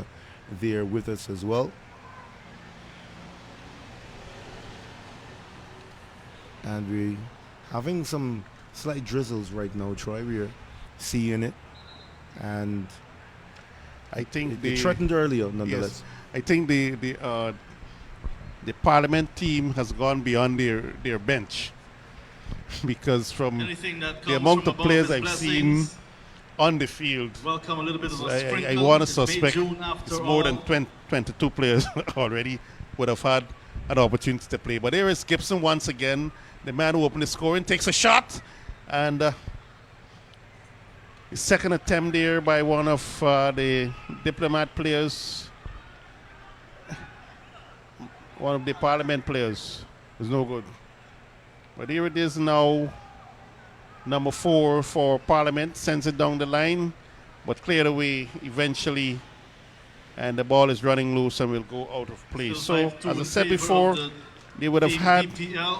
that's Rodwin Special thank you to Trier all of our Fortune. sponsors tonight. So we've had some National players Assembly, here that we did not Premier have on our Insurance, Clear Waters, original list. So it means that Embassy some of the players People's would have, Republic of China, been Indian brought High Commission, into to participate, Guyana Football because it's all Federation, fun. It's not Mr. Rob hard and Edwards, fast. It's not FIFA Gary regulated. from the Canadian High So it's Commission rolling office, subs. Ambassador So everybody Rennie, coming out and enjoying Van Ness, themselves, having a run. I don't believe that the Charlie Diplomats would have had Sulen, the amount of Star Marquee substitutes as Rentals. the parliamentary team, but they're still standing up stoutly. And a shot taken there by Gibson once again, the man who seemed to be goal hungry this evening. Ball coming across Special there, thank you as well and a to shot taken by Pearson, G. but Holmes, it goes off the field of play Guyana for Power a and goal Light, kick. National Data Management Authority, So 5 goals to Guyana Fire nil. Service, The Diplomats Caribbean lead the Surgical Guyana Inc. Parliament side, and I want to see it's a all-star Parliament side. Definitely. I haven't seen the director of sport back in the game though, Troy. Well, I Made a believe he cameo. would have had he would have had enough, because he was one of the early starters. A shot taken there once again. So the Diplomats are trying to He would have had increase the um, tally here. He would have had enough.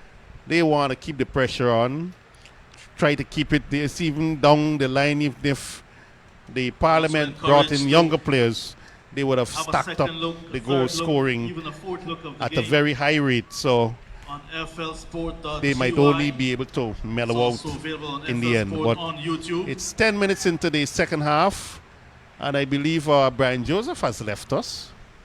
Yes, just to see Stephen Val left us. Yeah.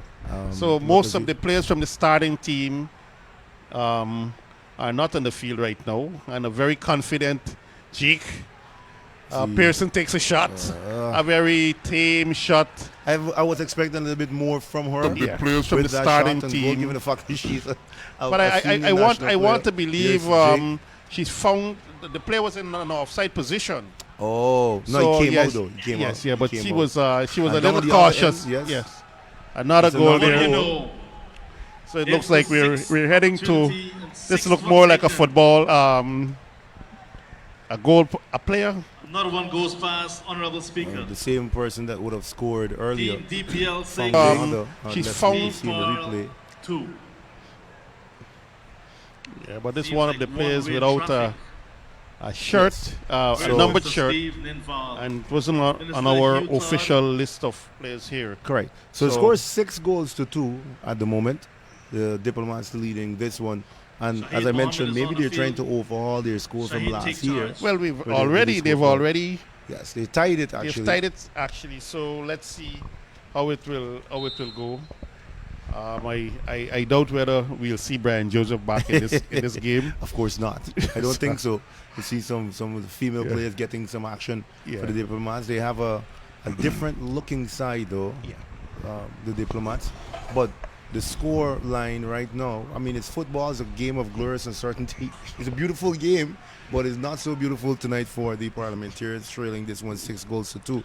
The keeper, Speaker of the National Assembly, Mansour Nadir, would have had what? All the goals scored against him last year? Yes. No. In fact, the first three. The first And then three. So he was substituted. In fact, he substituted himself. maybe Being the captain. now would be a good idea to do Captain that. extraordinaire. But from what I'm seeing here, it looks like more the Parliament side do not have the players that they had last year. They had a few, former nationals and so on in their lineup. So when they brought them on in the second half, it brought about a difference in the their build up and so on. But from what I'm seeing, this substitution doesn't show that they have a very good bench. So a Excellent throw in clearing there. From number 10 from Team Parl, Eliza Bascom. But as we said, the Project Diplomats, they officers attached to the Ministry of practice a Emerging lot Affairs. Every Saturday. This parliamentary The team Upper in region might have number been 7. here playing, competing for the first time together. So they might be at a little disadvantage. But the Diplomats, once again, a shot taken there, comes off the head. And it looks like Gibson, who is moving forward. EMT. Not much support this time. And the whistle going. I think one of the players was struck to his head. And according to the rules of FIFA, the game must be stopped to ensure that the player is in proper order. I think he was struck on his ear. And he's being substituted. So number 21 coming on now. And oh yes, Brian Joseph is back. Trying to organize and get this team back on track. Because since he left, 2 goals were scored. So he's now back and trying to reinforce the defense once again, wearing the number 28 shirt. But I believe when we look at what is happening on the field, the referee should have changed their uniform, or one of the players, the substitute players who have similar looking shirts to the referee. Something should have happened there. A good take there. Looks good. Looks Very good good. take. Very good take. He looks good. I think that's the best Even save though for the he's night. He's having some talks with Still 6-2 in favor of Team DPL. the Speaker of the National Assembly might want to have a word with the official. Yeah. I'm not sure what it is. Maybe he's complaining that too much goals are being scored against him. I don't know. But however, I don't know. It looks more like an appeal because he's on his knee. So it looks like he's on his knee appealing for something there. But as it stands right now, the score is 6-2. He's having a word with the young goal, with the guy that would have came on and scored 2 goals in quick succession. Yeah, I think his shirt is similar to the keeper, as I was saying earlier. And either the keeper should have changed or the player, should have I been don't, using a bib. I don't understand though. What's the difference in the? No, his uniform is similar to the goalkeeper and the assistant referees. Oh, the blue. oh. Yeah, that's what Oh, that's okay, what okay, they yes. yes. It looked like the assistant referee and That's the referee right. on the That's pitch. right. Yeah. Correct, So correct, yeah. the speaker might have been Confused. confused I by understand. what happened there. So they're trying to get that Well, player I don't think I don't think that you would have a referee with the ball in his Slight feet, hold though, up right? and play. no, but Someone requiring it's some very very similar. And medical rub. I believe that the referees they normally come Or with, it will with tell. more than one kit, Correct. and they should have been the ones at halftime to make that Yes, adjustment. yes. Or as you said, have the player put on a bib. Yeah. It looked like he It changed looks like his he's shirt. got about a similar blue. Yeah, Let's see. he changed his shirt. Because it's not only one, there's also another player. No, he's wearing a lighter blue shorts and a dark blue top here. I think he's yeah. You see, it's not much of a change if you really look at it.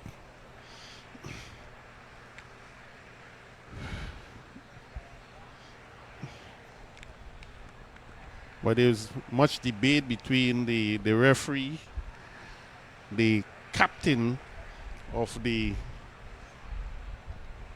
parliament team, who is also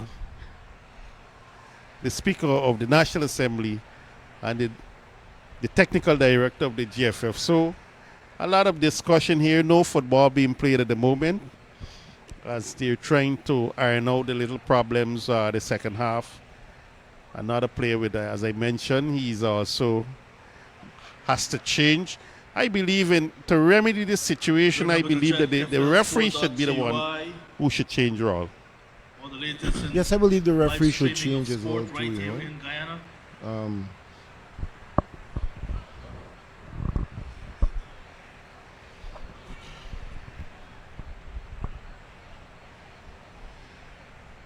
Right after the ICC Men's T20 World Cup, South Africa will be in Guyana for a test match.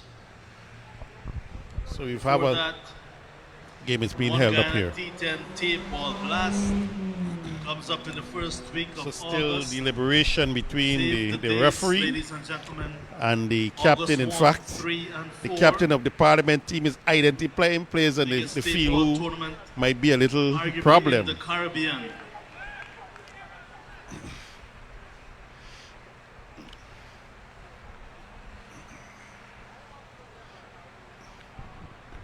But I think the referees themselves should change their kit.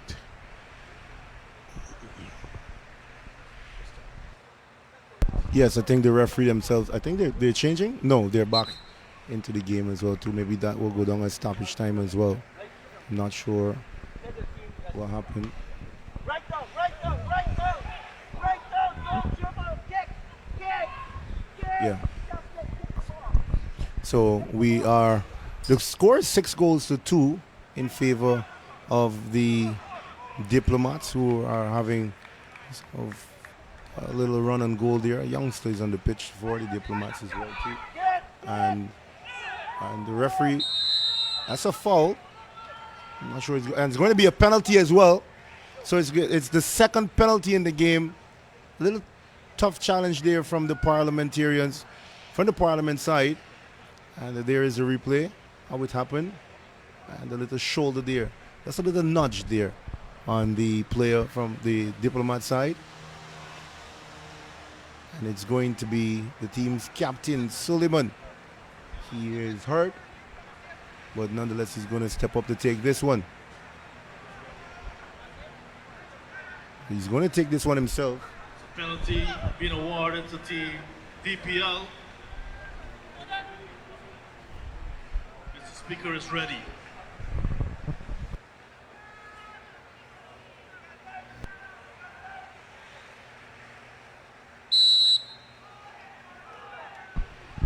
And that's the goal there from Suleiman.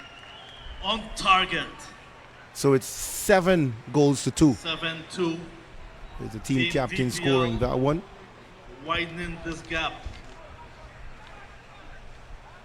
7-2 in favor of the Diplomats. I'm sorry, and that goal is scored by Rida Amri, sorry. Rida Amri is the scorer for the Diplomats in that one.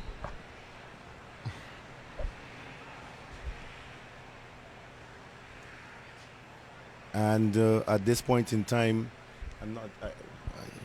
Maybe the parliamentarian side, the parliament side, only have one goalkeeper. And I know it's going to be a long night for the Speaker of the National Assembly, Mansour. He would have conceded 3 goals last year, added to the 7 this year. That's 10 goals in the 2 matches played between these 2 teams. The Speaker of the National Assembly would have conceded. But if you ask him to do it again, he would certainly take up the challenge.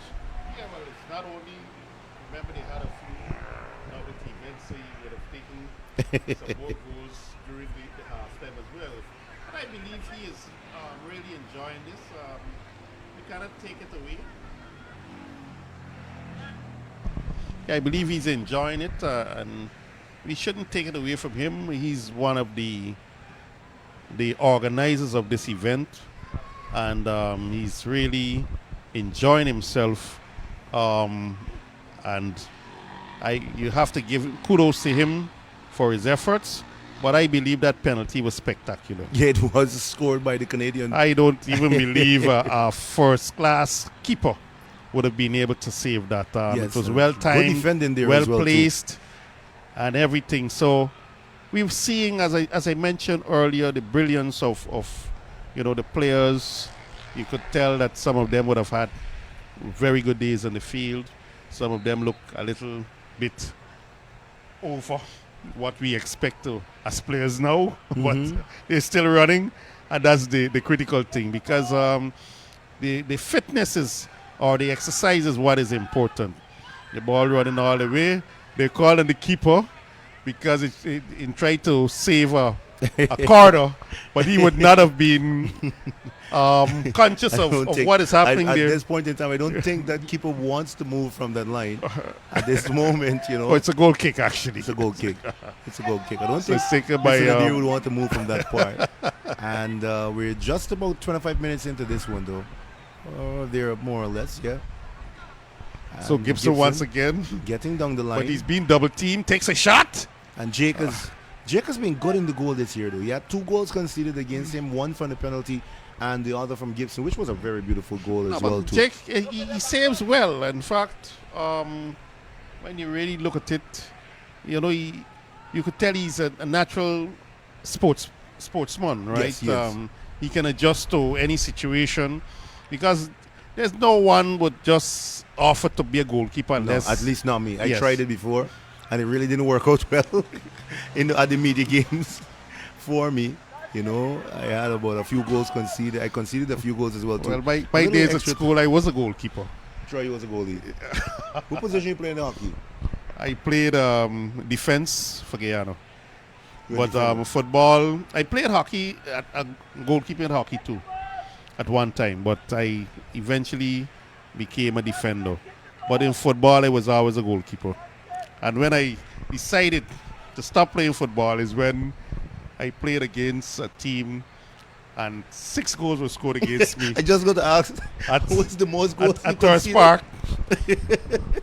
Because I was actually playing goalkeeper and central defender. Because my team abandoned me.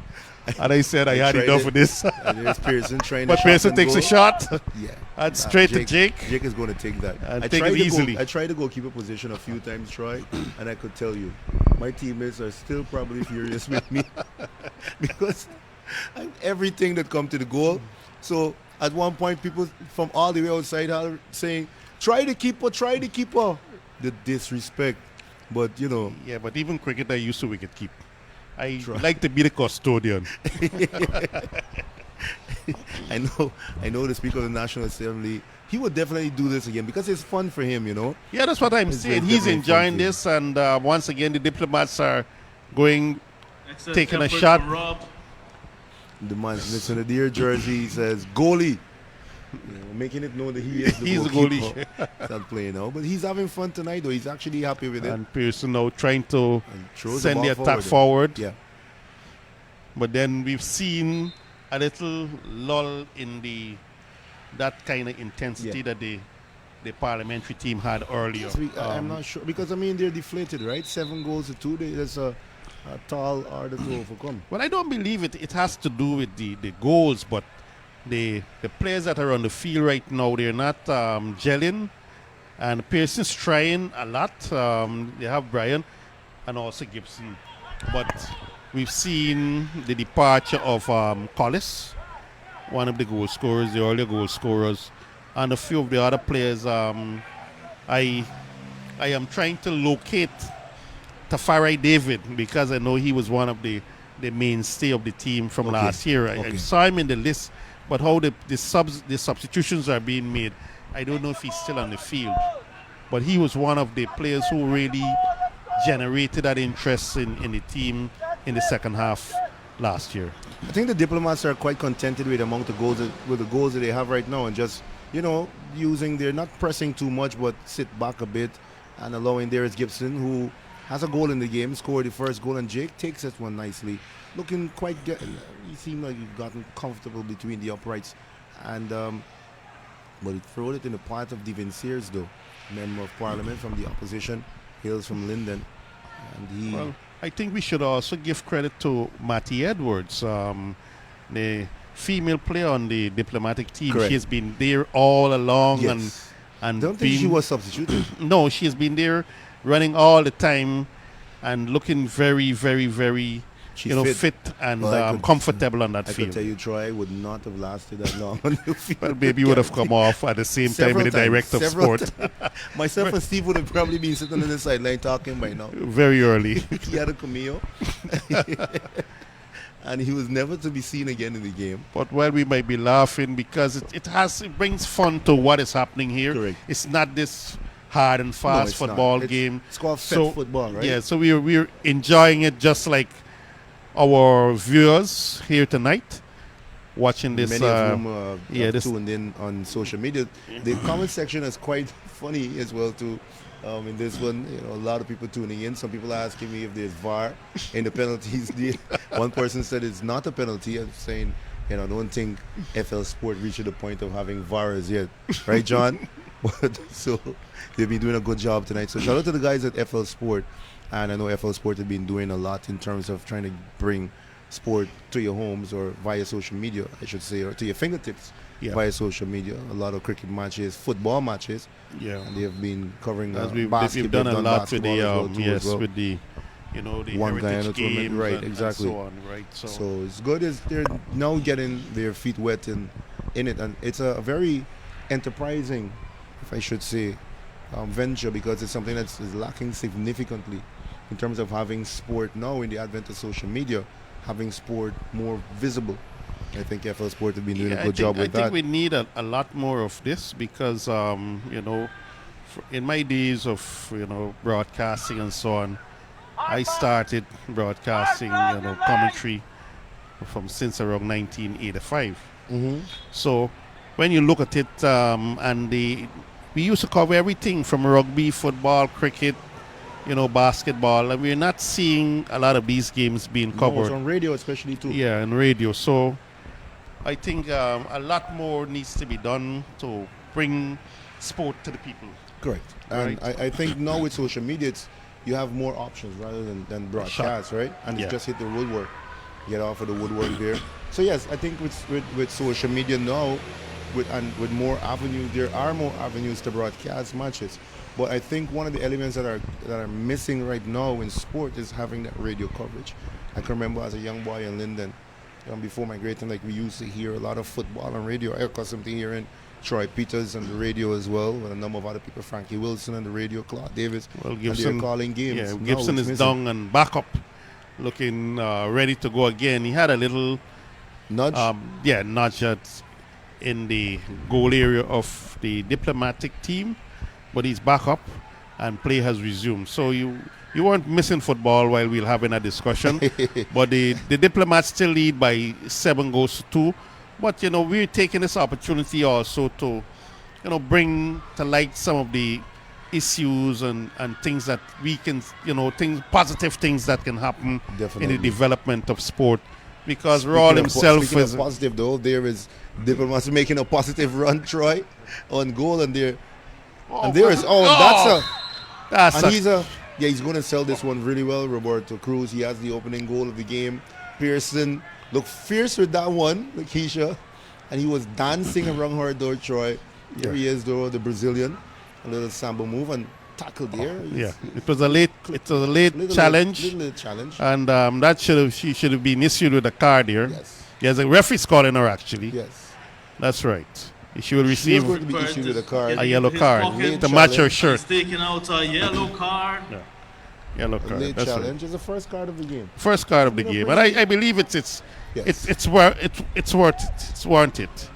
That was a very harsh tackle. And Why are they going all the way back there? The foul didn't happen there though. The foul happened closer to the 18. Remember, they are the defending champions. Maybe that's where they said it, where the referee wants it, but this is what we have to guard against because some of these players are not, players that play on a regular basis. So Correct. a tackle like that could cause a lifelong injury, and I think the referee should try to play both teams together and Temper the caution game them. a bit. Yes, temper the game. Because it happened last year, and, one of the players was very physical against one of the Diplomats, and, he was called, and actually he was sent off. He wasn't sent off, but he was substituted subsequently because, some of these players are much younger, and they run every day, so they're in much more physical condition than the Diplomats. It's like the legend game that was in Trinidad. I watched the game, and it's good seeing it's like Cafu and Rivaldo and Romario and those guys. And the referee, it was a nice game, nice match as well too. Not too physical, but they allowed them to play it. A little touchy. Shot taken there. Shot and goal, but it's wide. Wide with the mark. They haven't been able to trouble Jake in goal though. So Jake is hands akimbo, looking very relaxed, like if he's about to walk off the field without any complaints. Jake Courtois, yes, big goalkeeper for Real Madrid. So almost my team. 15 minutes remaining in this match. I don't believe they will go into any injury time. They will be using running time to end this game as quickly as possible, because it's not only about the match but the socializing afterwards. They have the presentation of prizes, and then they have a little reception afterwards where all the players and officials congregate and have a little meet and greet basically. I think Prime Minister is still here, and in fact he was very active during the halftime. So the parliamentary team going on the attack once again, but cleared away eventually by the Diplomat side. So it will be a throw-in for Parliament, the player without shirt, without number, and tried to get around his man, but no support is there. Number 25 plays to Joseph. Joseph now taking control of the play, sends it down and headed away. So it's a ding-dong tussle, but the Diplomats are not giving up. No, definitely not. And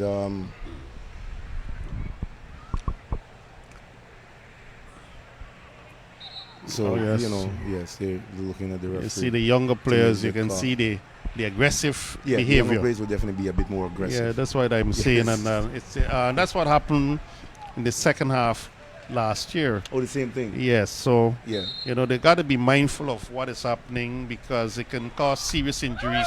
Oh, there Oh, is lovely. lovely. Goalkeeping there. You have to give Mr. Yes. Speaker, Jack his jacket or Manzur his jacket. So you have to give the speaker his jacket there. as a save of the night, The save of the night.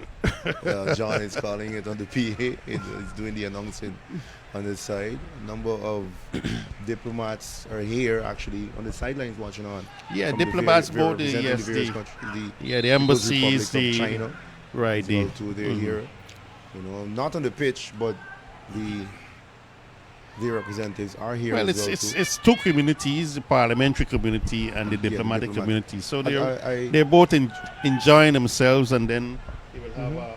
a coming together later on where they will Yes. socialize, I saw a and it's number building of relationships. I saw a number of Good parliamentarians try. here too from both government and opposition watching on, which is good to see. You know, so there's a nice night out for everyone. We Yeah. had our day in the media just a couple of weeks ago. I was robbed and finished by 1 point. I finished fourth. I was robbed of that third place, but nonetheless, it was a very good day out. Okay. We had fun. I was beaten in everything, but we actually had fun. I felt every single pain the next day, Troy, but we had fun. Well, I could just imagine what's going to happen to these players because They're it's going to not feel it about tomorrow. a 15-minute or a 20-minute, but they have been going Yes. throughout this match, and some of them have started and still going, including the captain and a few others from the diplomatic team. So they are not giving up. As I mentioned, And not a oh, goal. Oh yes, but a diving save this time. Diving No, a diving effort save in the vain. goal. Yeah. It's not. He tried to dive, Another one goes but past the yeah, Honourable Speaker. it's 8 goals to 0 by Pierre. I think that would be Pierre's what third goal. I think it's an hat Yes, trick. it's for third. him. Yes, I hat trick. think it's a hat trick for Defending Pierre, champions, the Frenchman, sitting getting pretty a at hat this trick. And this one stage, says 8 goals to 2. leading 8 goals to 2 Diplomats over over Team the Parl. Team Parliament. I And believe. Premier the Cup Keeper of the National Assembly, 2024. Mansour Nadir, he doesn't see Brought to you by title sponsor Premier Insurance.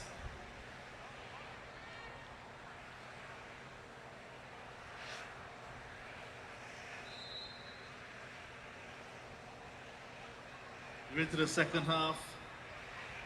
We've seen 10 goals already for the night. Lots of friendships being created, lots of memories.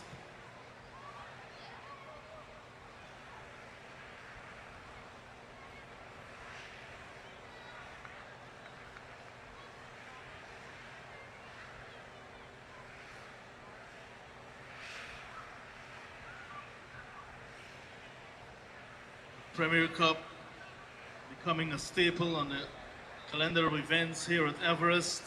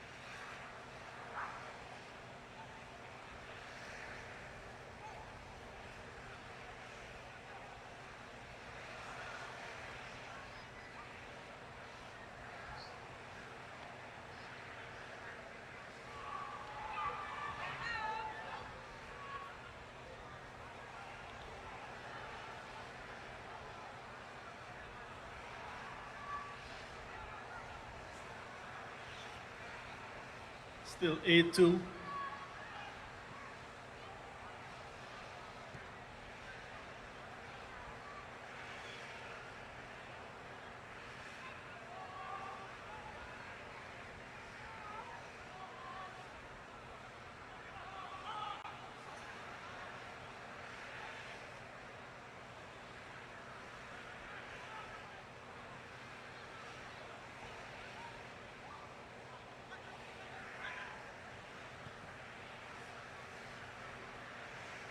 Moving forward and expect that I'm things. guessing that you're going to have a discussion about that tomorrow at the GFF Secretariat, right? Well, I can say that it might start from tonight. You robbed me a goal. It looked like a penalty from where you were and screamed, but the referee had a better look at it from his position on the field. So it's 8-2, just about 6 minutes or so remaining in this one. The Parliament side is having a run and goal. Jake came out, and it's going to be the third goal of What the a game. finish. And a Cristiano Ronaldo-like celebration there. You sense that for something the was coming. Youthful. You got to say Something the youthful spectacular goal game. scorer. Get his number. So he had his CR7 celebration. now Jake for Team conceded his Parl. third goal of the game, and the score is now 8 Defending goals champions, to 3. They're 8. still down. There's still a 5-goal Team deficit DPL 8, for them to Team overhaul Parl in 3. just about a couple of minutes. We're 5 We're minutes into the or so second left half. in this one, and it'll be interesting to Way see into how the second the half as game well. would change. Might have changed going forward.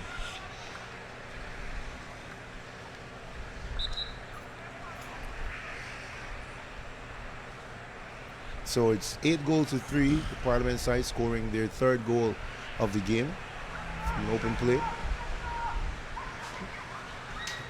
And another player brought down there, the parliamentary player.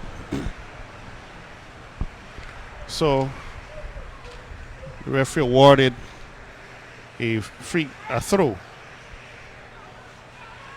The young player once again.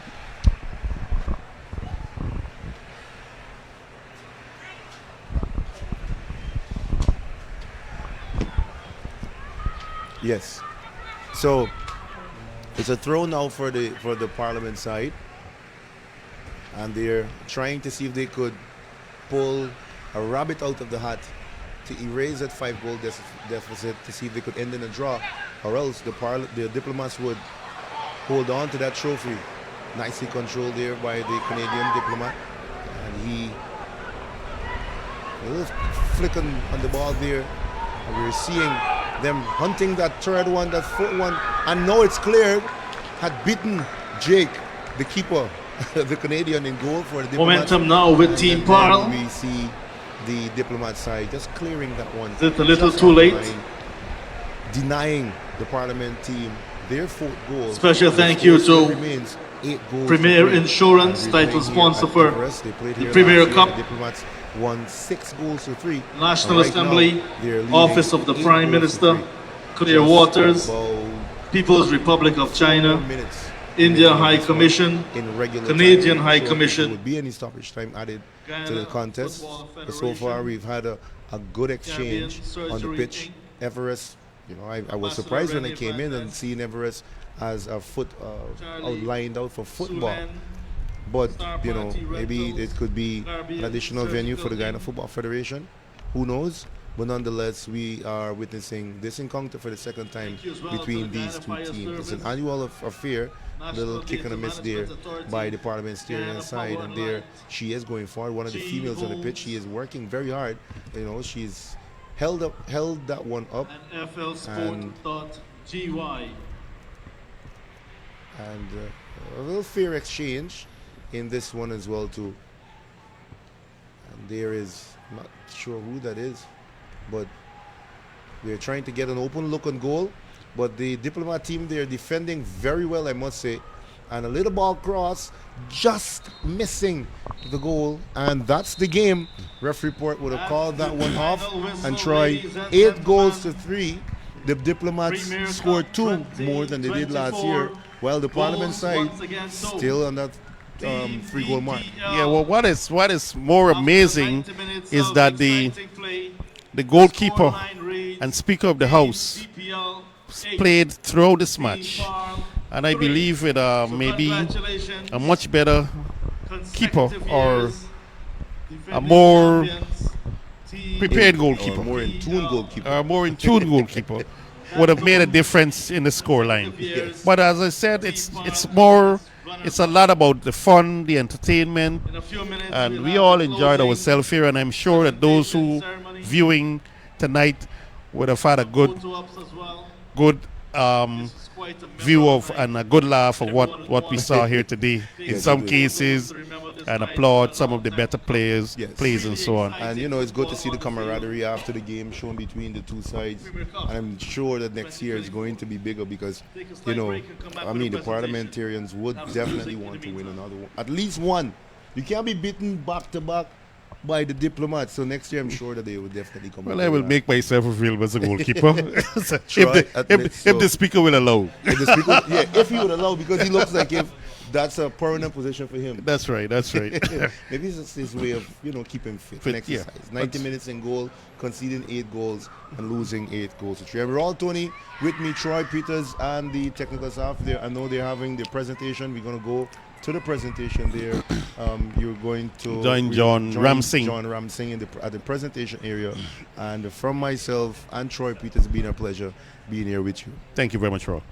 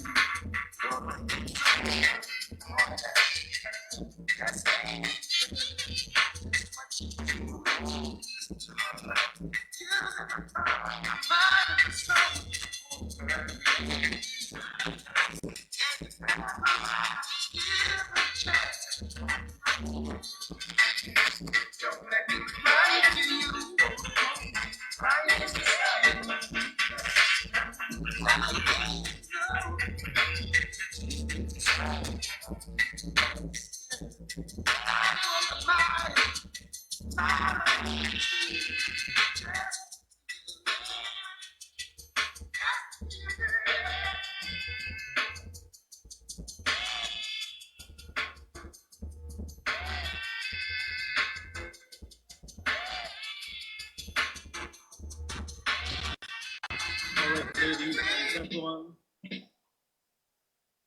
just about getting ready to start this post-match ceremony. We're asking the footballers to come just a bit closer.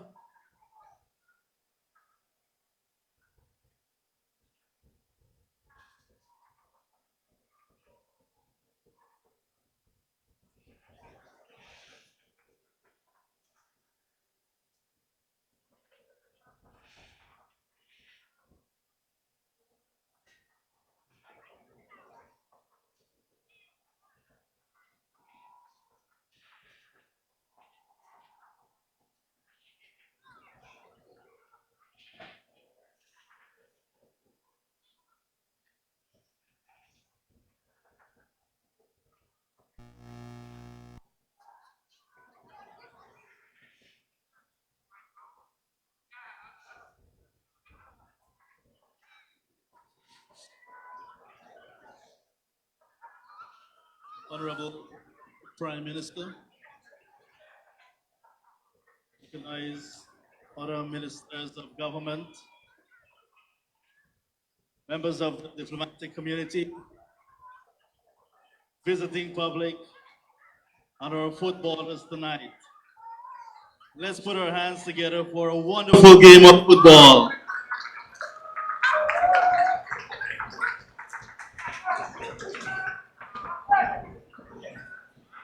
I want to welcome you to this closing ceremony. But it's not just a closing, it's a night to remember because I realize that many bridges are being pretty much built, friendships being formed, and I really, really enjoyed this night looking on from the sidelines. I know tomorrow morning when you guys look back at the videos with your muscle rub and so on, you will have some fun looking at this game as well. But a big, big congratulations to Team DPL once again.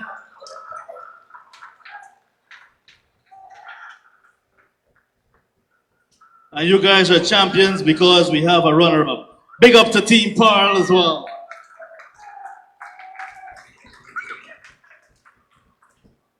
Last year I heard them say, next year is we year. Well, I don't know what they're going to say this year. Next year is we year. That's what they're saying. All right, we have a simple presentation, like I said. We have some individual prizes and one mega team prize to give out tonight. But we must say thank you very much to Premier Insurance and a list of other sponsors. Anil Singh is here. We'd like to invite Anil Singh to join us in front. And tonight we want to begin. It's not all about long speeches, but we must have our host, the Honorable Speaker of the House, Mr. Manjanadir, to begin tonight, say a few words. No doubt, a world of thanks. Mr. Speaker.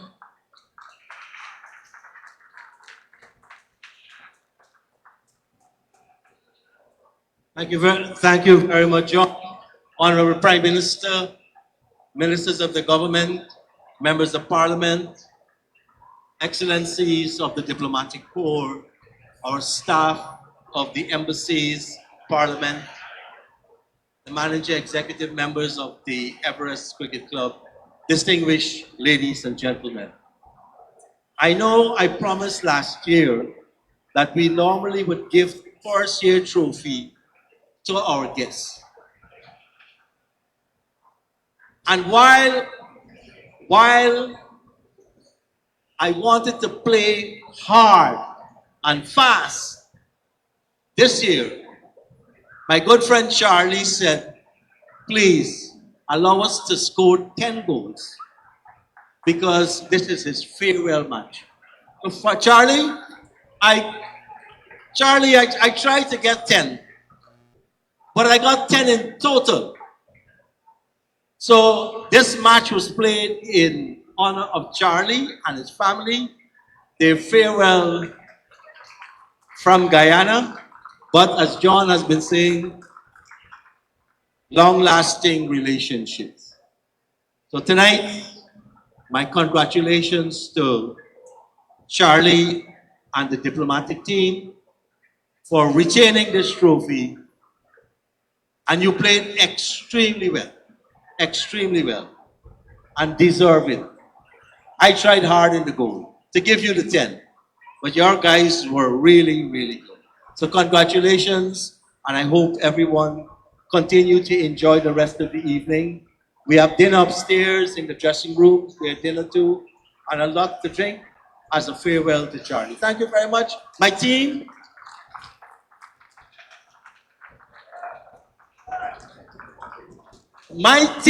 and I don't play football.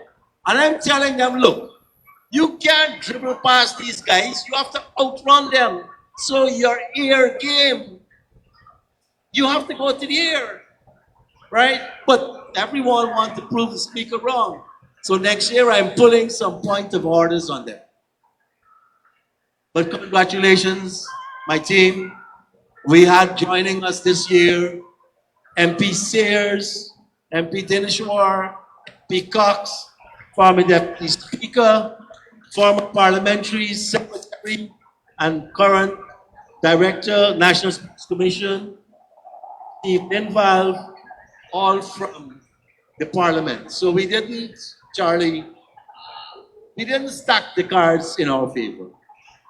Parliament versus diplomats. And to our staff at Parliament, they have been very amazing in terms of organizing this match.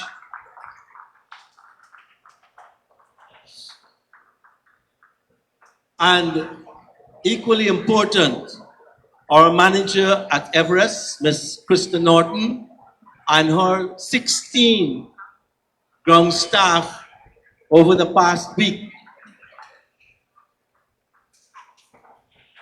who transformed this slush we had here into a hard surface that the speaker wanted. So we did bring out the heavy artillery, but the diplomats came with a drone attack this year. So congratulations and thank you, Krista, thank you, Sherlock, and our team from Parliament. Congratulations to everyone. And I forgot Anil, Premier Insurance. Last year, Premier Insurance gladly consented to put up the trophy and some money again this year. They're our title sponsor, but we had also the European Commission, Parliament, the Office of the Prime Minister. I know he doesn't know what the staff did, but all of the streaming is coming from Office of the Prime Minister, National Data Management Authority. We have full medical services because we had a few 70-year-olds playing. So we had Ghana Fire Service, Caribbean Surgical. We have some of the beverages from G Homes, Canadian High Commission, Indian High Commission. A lot of persons just chipped in and made this a very, very enjoyable on the field and now off the field. Thank you again.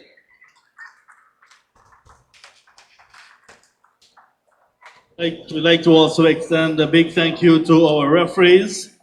GFF did very well on field tonight. Referee Pert, Brandon Cyrus, Matira Thomas, and the fourth official, Alice Cummins. Excellent stuff. As we move on, we're hearing a whole lot about farewell, a whole lot about Charlie. Who is Charlie? Come on, Charlie, let's hear from Charlie. Let's say, not goodbye, but until we meet again.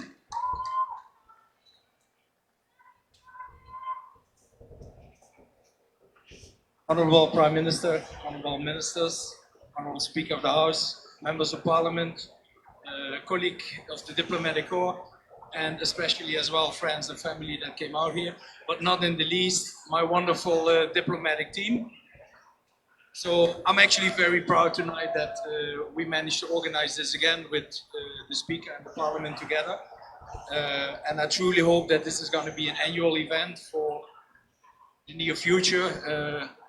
And I think, yeah, I'll leave it with that. I'm not a big speaker, so I think it was a great event. Thanks again for showing up. We had a big audience tonight. We had live streaming.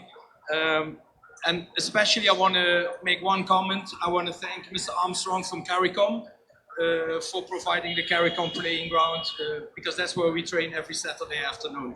So thank you all. Also our opponents of the Parliament, thanks for the great game. And my team, thanks for the great effort. Okay, guys. We'll miss Charlie. We saw gender balance tonight. I want us to really put our hands together for a big round of applause for all of the females that took part on field today. And also we had one of the officials, two officials being females as well. Excellent stuff. One person I know been championing for women in sport. Big sport fanatic as well. We saw him with the ceremonial kickoff. We saw him trying to get one past the speaker. And I know he loves sport. He's staying on with us. And ladies and gentlemen, let's welcome our Honorable Prime Minister to say a few words on the occasion.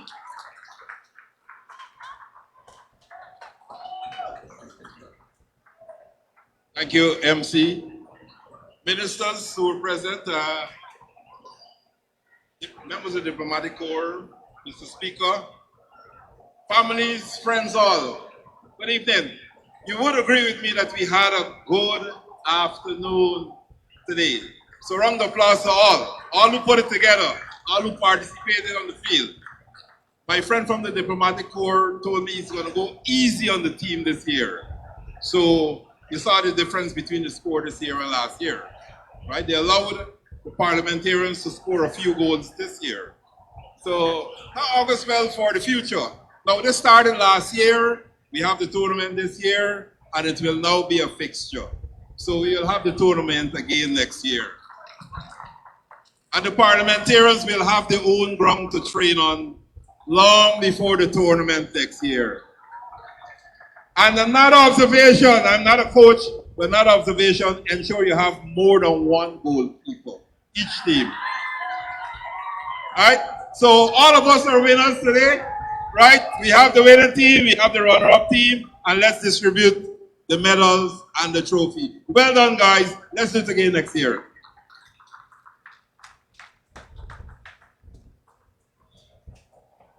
Well done. So we're getting ready to distribute our prizes. We had one person that got one past the speaker tonight. We have a trophy for that person. We didn't get his name, however, so I'm going to be honest enough, come a bit later. We're going to ask Her Excellency, Ambassador from the People's Republic of China, to help us with our first medal distribution. Medal to our runner-up side. We ask our runner-up side to come up in a single file.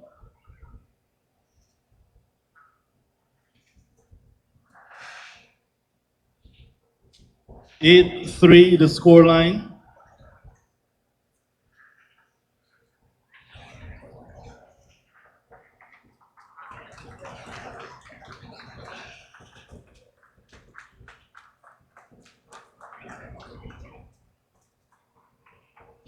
I want to remind you, if you look back at the game, flsport.gy, flsport. Have a look.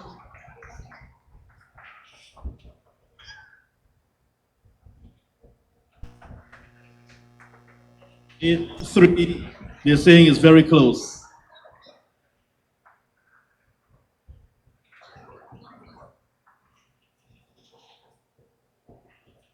Director of Sport played his part as well, Mr. Ninval. Tonight we saw the ICC Men's T20 World Cup trophy at Everest. Remember, Everest is hosting practice sessions. First match, June 2nd. Lots of tickets still available for those cricket matches.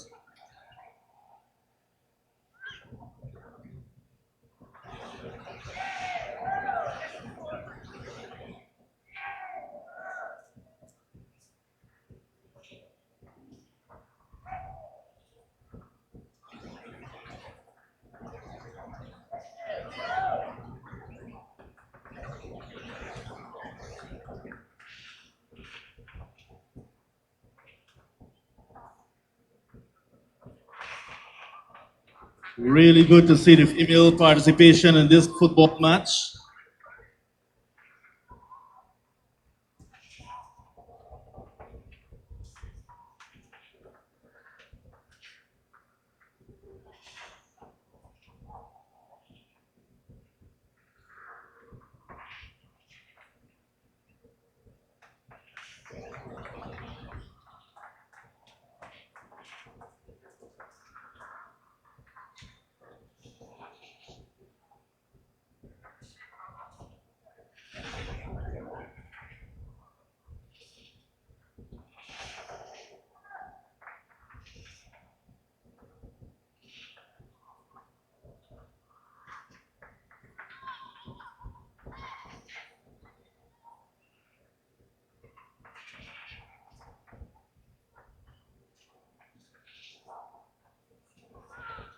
Coach Kieran Williams bringing up the rear. Thank you, Her Excellency. We now invite Minister Pauline Sukai to assist with the distribution of medals to the champions. And we call in the champions to come up to receive their medals as well. Minister Sukai also loves sport.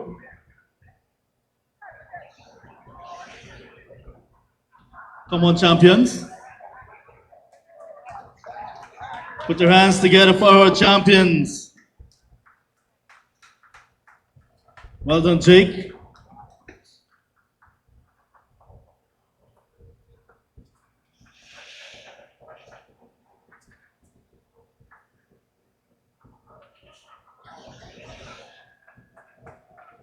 Charlie is coming up. Someone said, "We love you, Charlie."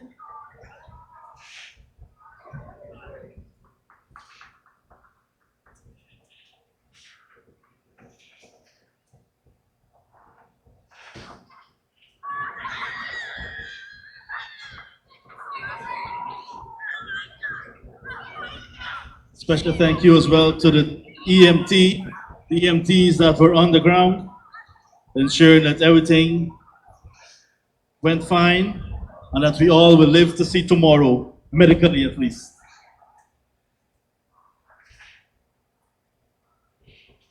We go into the individual awards.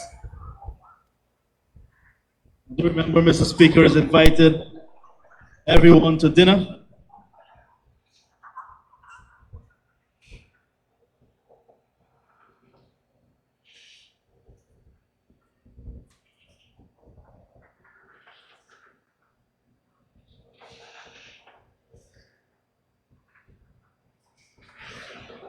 Lots of young energy on the show tonight for Team DPL. Great contest.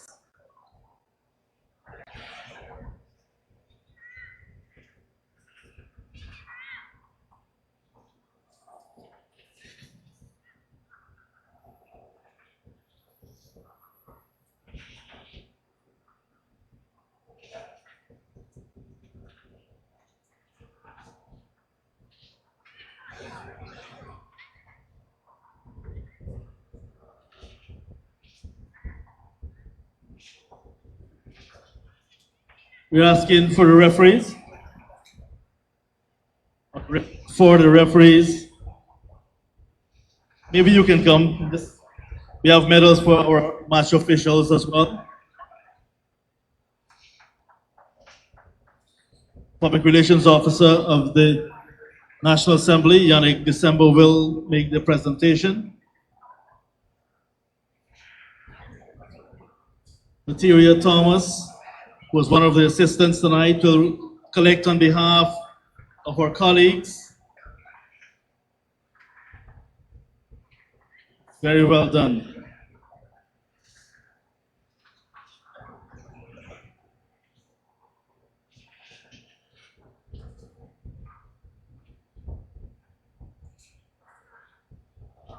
She's receiving on behalf of colleagues. She's not the MVP. We have to the individual awards. We have 2 individual trophies because although it's a team sport, individuals make up the team. So we go to most goals. And I'm not sure why I'm only looking on this side. Most goals. Most goals went past the speaker. I ask Mr. Speaker, to please make this presentation. Most goals, obviously going on the DPL side, came off the boot of Pierre Gate. 3 goals.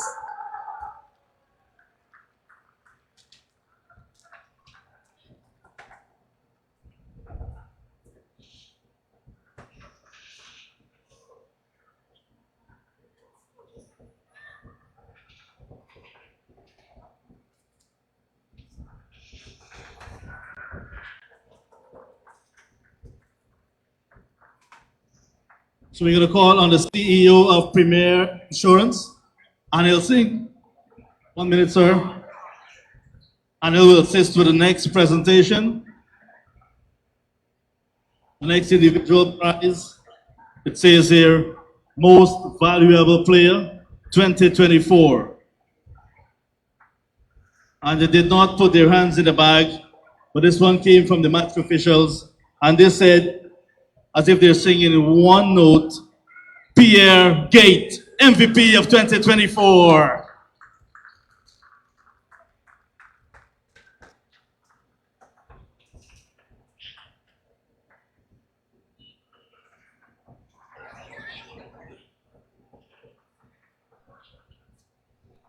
And we all know where the big prize is going. I will invite Honorable Prime Minister to make the final presentation. The final presentation, I will be calling on the team captain of Team DPL to receive the winner's trophy, Charlie.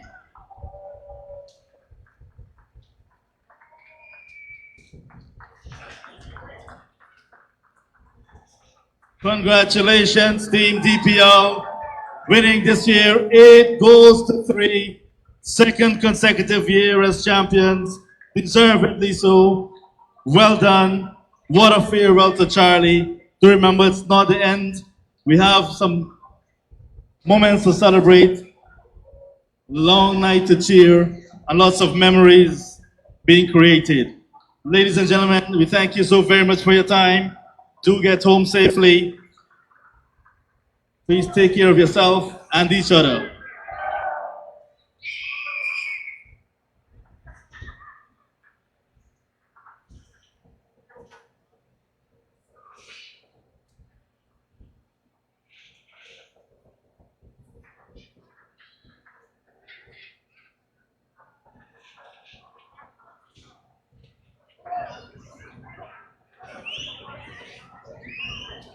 We're calling on both teams just for a big photo.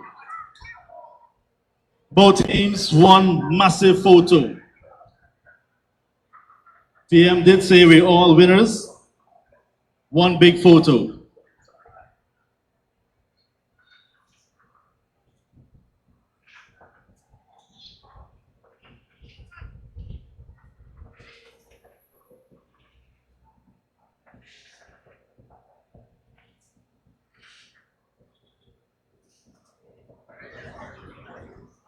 All right.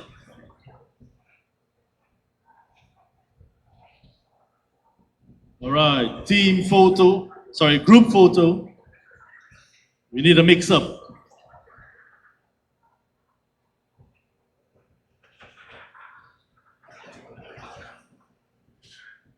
Josh.